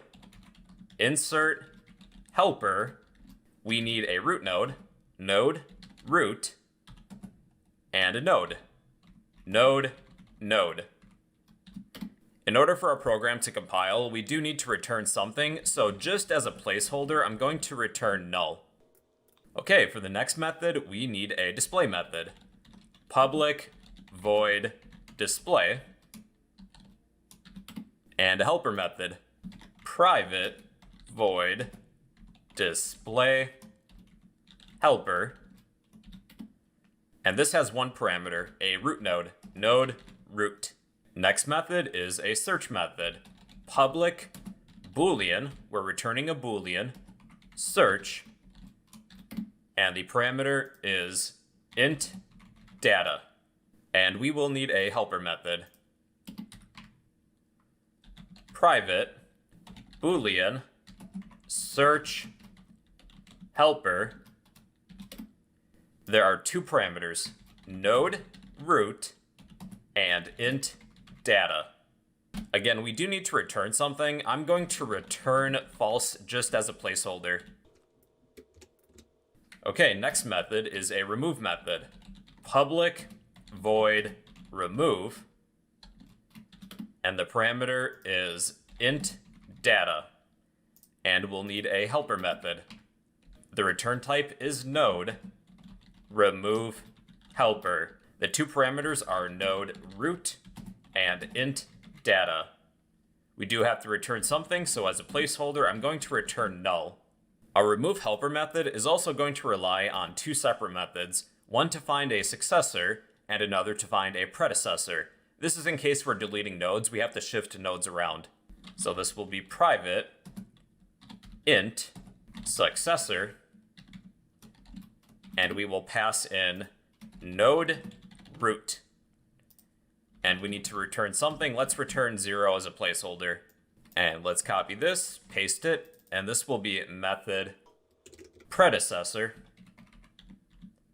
And that will be it. So let's close these for now and begin with the insert method. So with the insert method, we will assign our root node equal to insert helper method, pass in our root node, and node. So the reason that we're using helper methods is that we'll be using recursion. So it's a lot easier to use recursion if you have a helper method. Within the insert helper method, let's declare int data equals our node's data. Node is the node that we're passing in to insert. So let's check to see if our root node is assigned or not. So if our root is equal to null, then we should probably assign this node to the root node because, well, this is the first node. Root equals node. Return root. If root is not null, we have to compare the data to see if it's less than our root or greater than our root. Else if our data is less than the data of the root node, then we are going to assign this node as the left child of our root node. Our root's left child, root.left, equals, and we will use recursion, insert helper method. Pass in our root's left node and our node. The root node is going to change with recursion. At first, it's going to be the root node of the entire tree. After recursion, we're examining the root node of a subtree. So if we're passing in the left child of the original root node, well then that left child is now the root node of a subtree that we're currently working with. So else if the data is less than the current root node, we go left. If it's greater than the root node, then we will go right. Else root.right, that's the right child, equals insert helper method, pass in root.right and our node. And it's the same process all over again. And at the end, we will return the current root node. Okay, that is it for the insert method and the insert helper method. So let's insert a few nodes, although we can't yet display them. Let's insert some anonymous nodes.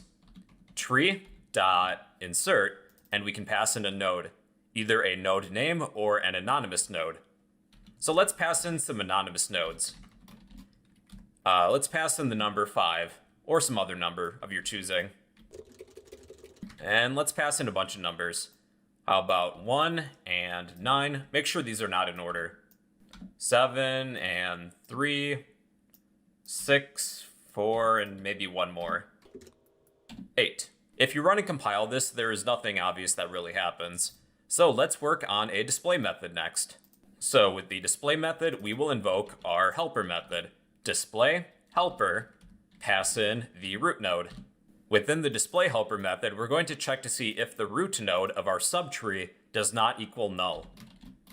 So if root does not equal null. If you would like to display these in order, we can use in-order traversal, and that uses recursion. So invoke the display helper method, pass in the root child's left node, root.left.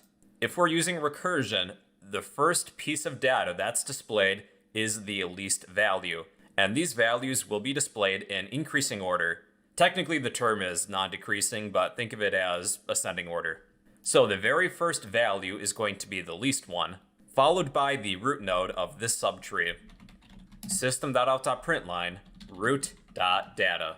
In our first subtree, the data all the way to the left is 1, and the root node of that subtree is 2. Then we need the right child, which should theoretically be 3. So again, we'll invoke the display helper method and pass in the right child. So this is in order traversal. All of the nodes will be displayed in non-decreasing order. So let's try this. At the end of our main class, let's invoke tree.display and see what happens. Yeah, there we go. All of the nodes within our binary search tree are now in order. If you would like this in reverse order, you can just change these methods around. Replace left with right and right with left. And these are now in decreasing order. But let's change that back. Okay, up next we have the search methods. Okay, search will return, then invoke the search helper method. Pass in our root node, as well as some data. Within the search helper class, we'll check to see if root is equal to null. That means our tree is empty. So of course we can't search for anything. Return false.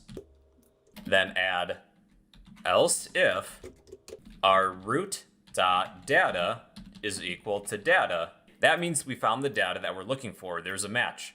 Then we're going to return true. We found what we're looking for. Else if our root's data is greater than our current data that we're looking for. That means we need to go left. So return, then invoke the search helper method, pass in the left child, root.left. And the left child is now the root node of this subtree. And then you need to pass in data as well. Else, we go right. So copy this, paste it, return search helper root.right and data. And we can get rid of this return statement at the bottom. Okay, let's try this. So at the end of my main class, let's use a print line statement, and I will type tree.search, and let's search for 0. None of my nodes have 0 as a piece of data, so this should return false. Let's search for 1 now. That returns true. There's a 1 within one of my nodes. What about 9? That is also true.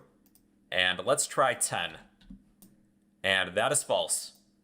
Okay, so those are the search methods. And lastly, we have the remove methods, as well as successor and predecessor. Now these methods are going to be a little bit tough, but I'll try my best to explain it. So within an if statement, let's check to see if this data even exists first. So let's invoke the search method and pass in our data. So this returns a Boolean, true or false. If we do find the data that we're looking for, then let's invoke the remove helper method. Pass in our root node as well as our data. Then within an else statement, and this part's optional, let's let the user know that we can't find that data. Data plus could not be found. So just to test things real quick, I'm going to remove some data that doesn't exist. Tree.remove 0. 0 could not be found. Now let's move on to the remove helper method. The first thing that we'll do is check to see if our root node is equal to null. If our root node is equal to null, Then let's return the root node.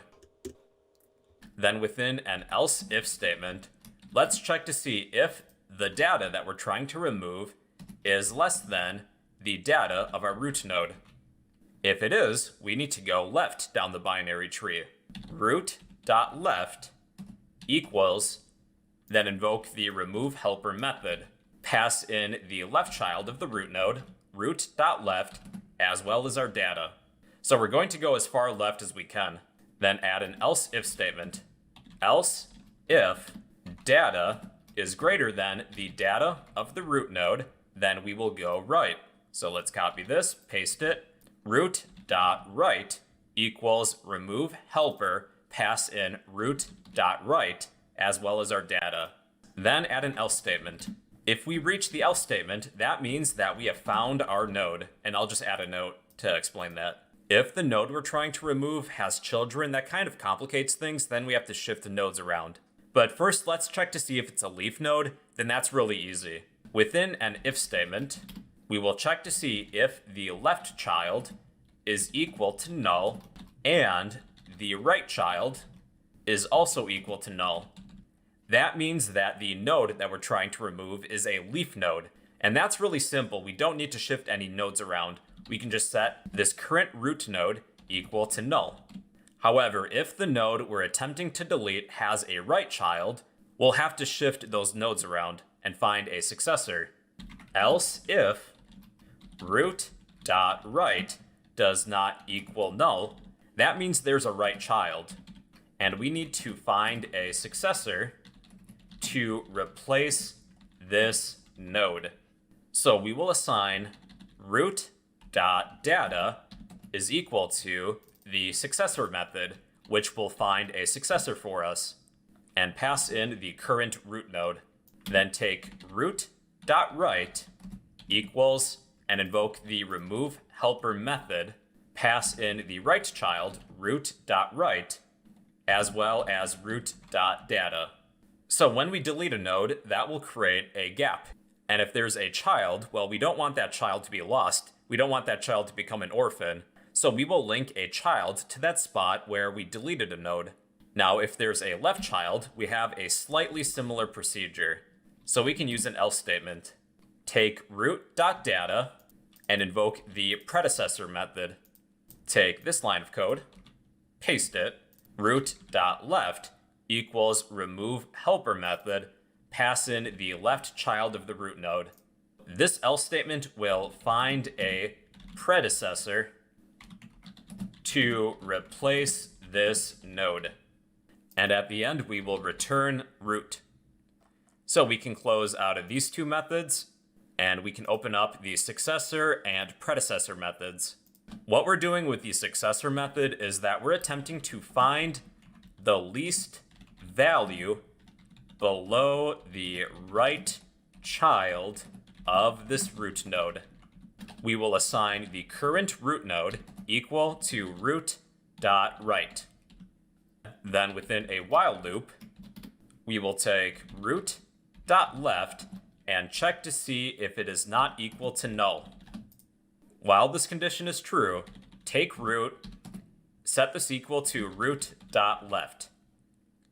And at the end, return root.data.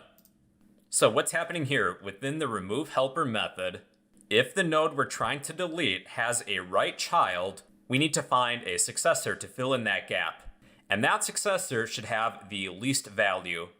So we will go right and look as far left as we can, because values on the left are less than the root. Numbers on the right are greater than our root. After going right, we will go as far left as we can to get the lowest value, then return it. So that's what we're doing when we're assigning a successor to fill in that gap when we delete a node that has children. And then the predecessor method is going to be very similar. We will find the greatest value below the left child of this root node. So we can copy all of this, paste it. This time we will go left, then go as far right as we can go. I do apologize, this is a lot to take in. Recursion can be very confusing. But yeah, that's everything. Let's attempt to remove a node. So before we display our tree, let's take tree.remove. then pass in the data of a node you would like to remove. Let's remove 1. And here are the remaining nodes. We have 2 through 9 all in order. Let's remove 5. Okay, 1, 2, 3, 4, 6, 7, 8, 9. Let's remove 9. 9 is no longer there. And let's remove a node that is not within here, like 0. 0 cannot be found. Alright then everybody, that is a binary search tree. Just so you're aware, the order in which you insert nodes into a binary search tree does matter if it's unbalanced. Technically, my tree follows all the rules, however, it's fairly lopsided. There is a way to balance binary trees, but that's a topic for AVL trees. That's why the runtime complexity has a best case scenario of big O of log n, but a worst case scenario of big O of n, depending on how balanced it is. But basically, a binary search tree is a tree data structure where each node is greater than its left child, but less than its right. The benefit of a binary search tree is that it's easy to locate a node when they are in order. So yeah, those are binary search trees. If you would like a copy of this code, I'll post this to the comment section down below. Don't be afraid to smash that like button, leave a random comment down below, and subscribe if you'd like to become a fellow bro. Hey everybody, so let's talk about tree traversal. Tree traversal is the process of visiting all of the nodes of a tree. We don't have random access, so we begin at the root node and follow a certain procedure to visit all of the nodes of a tree. And there's 3 that we're going to talk about: in order, post order, and pre-order traversal.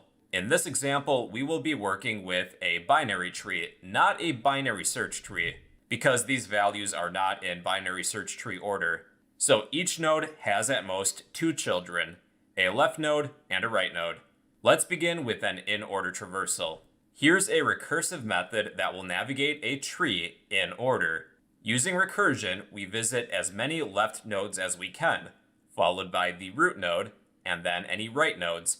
The entry point is always the root, and using recursion, we will go as far left as we can. So we go from A to B to D. So we will mark this node as visited, then visit the root node next, and then the right node. Since we can't go left anymore, we're going to visit the root node, A. All that's left is to go right, so we will go to C. However, we can go left, so we will visit F first, then C, then G. So this is in-order traversal. When used in the context of a binary search tree, we will visit all of these nodes in non-decreasing order. So again, that was D, B, E, A, F, C, G. We go left, root, right. And here's that method again. And here's post-order traversal. It's used to delete a tree from leaf to root. And we follow this pattern: left, right, root. We will use recursion to visit the left children, then the right children, then the root. So A is our entry point. We are going as far left as we can. Go from A to B to D. Mark D as visited. Then we go right using recursion. Go from D to E, then root. Left, right, root. So we go back up, go as far right as we can unless we encounter a left child, which we did. So we will mark F as visited, then G, right, root. Left, right, root. And all that's left is the root node. So that is post-order traversal. It's used to delete a tree from leaf to root. And lastly, we have pre-order traversal. Pre-order traversal is used to create a copy of a tree. We visit any root nodes first, then left, then right. So we will mark A as visited, our entry point, then visit the left child, and we will continue to go left, then go right. So we can't go left anymore, we're going to go right, mark the root as visited, then left, then right. This is used to create a copy of a tree. But in order to create a copy of a tree, you need to create a root node and a branch node to hold the leaves. So again, that's root, left, we're still going left, right, root, left, right. A, B, D, E, C, F, G. That is pre-order traversal. It's used to create a copy of a tree. Well, okay then everybody, that is a few ways in which we can traverse a tree. Like I said, normally we don't have random access, so the entry point is the root node, and you can either follow an in-order, post-order, or pre-order traversal depending on what you need to do with this tree. So that's tree traversal in computer science. If you liked this video, please be sure to give it a thumbs up, leave a random comment down below, and subscribe if you'd like to become a fellow bro. Hey everybody, in this video I thought I would show you all how you can get the runtime of a program. I thought it might be useful now that we know how data structures and algorithms work for the most part. So within the entry point of your program, you'll need the start time. And we'll store this within a long data type. I'll name this start equals, then type system.nano time. A nanosecond is a billionth of a second. And then we have our program, whatever it is. And then at the end of our program, we will get the duration. This will be of the long data type. Duration equals, and then we need the current time, system.nanotime, minus our start time. This returns a time in nanoseconds. If you need milliseconds, you can divide this number by 1 million. Okay, then let's print the duration. System.out.println, duration plus milliseconds, or some other unit to measure time. Okay, so with our program, let's just have the main thread sleep for maybe 3 seconds. Whatever it is you want to do. And we will sleep for 3000 milliseconds. And here we go. So we will wait for 3 seconds, and we are done. This program took 3014 milliseconds to complete. When you enter your program, get the start time. At the end of your program, get the current time minus the start time. Then depending on the units you're using, you may need to divide this number by 1 million, or if you need this in seconds, you would divide this by 1 billion. So yeah, that's how to calculate the runtime of a program. If you found this video helpful, please be sure to smash that like button, leave a random comment down below, and subscribe if you'd like to become a fellow bro. Hey you. Yeah, I'm talking to you. If you learned something new, then help me help you in 3 easy steps by smashing that like button, drop a comment down below, and subscribe if you'd like to become a fellow bro.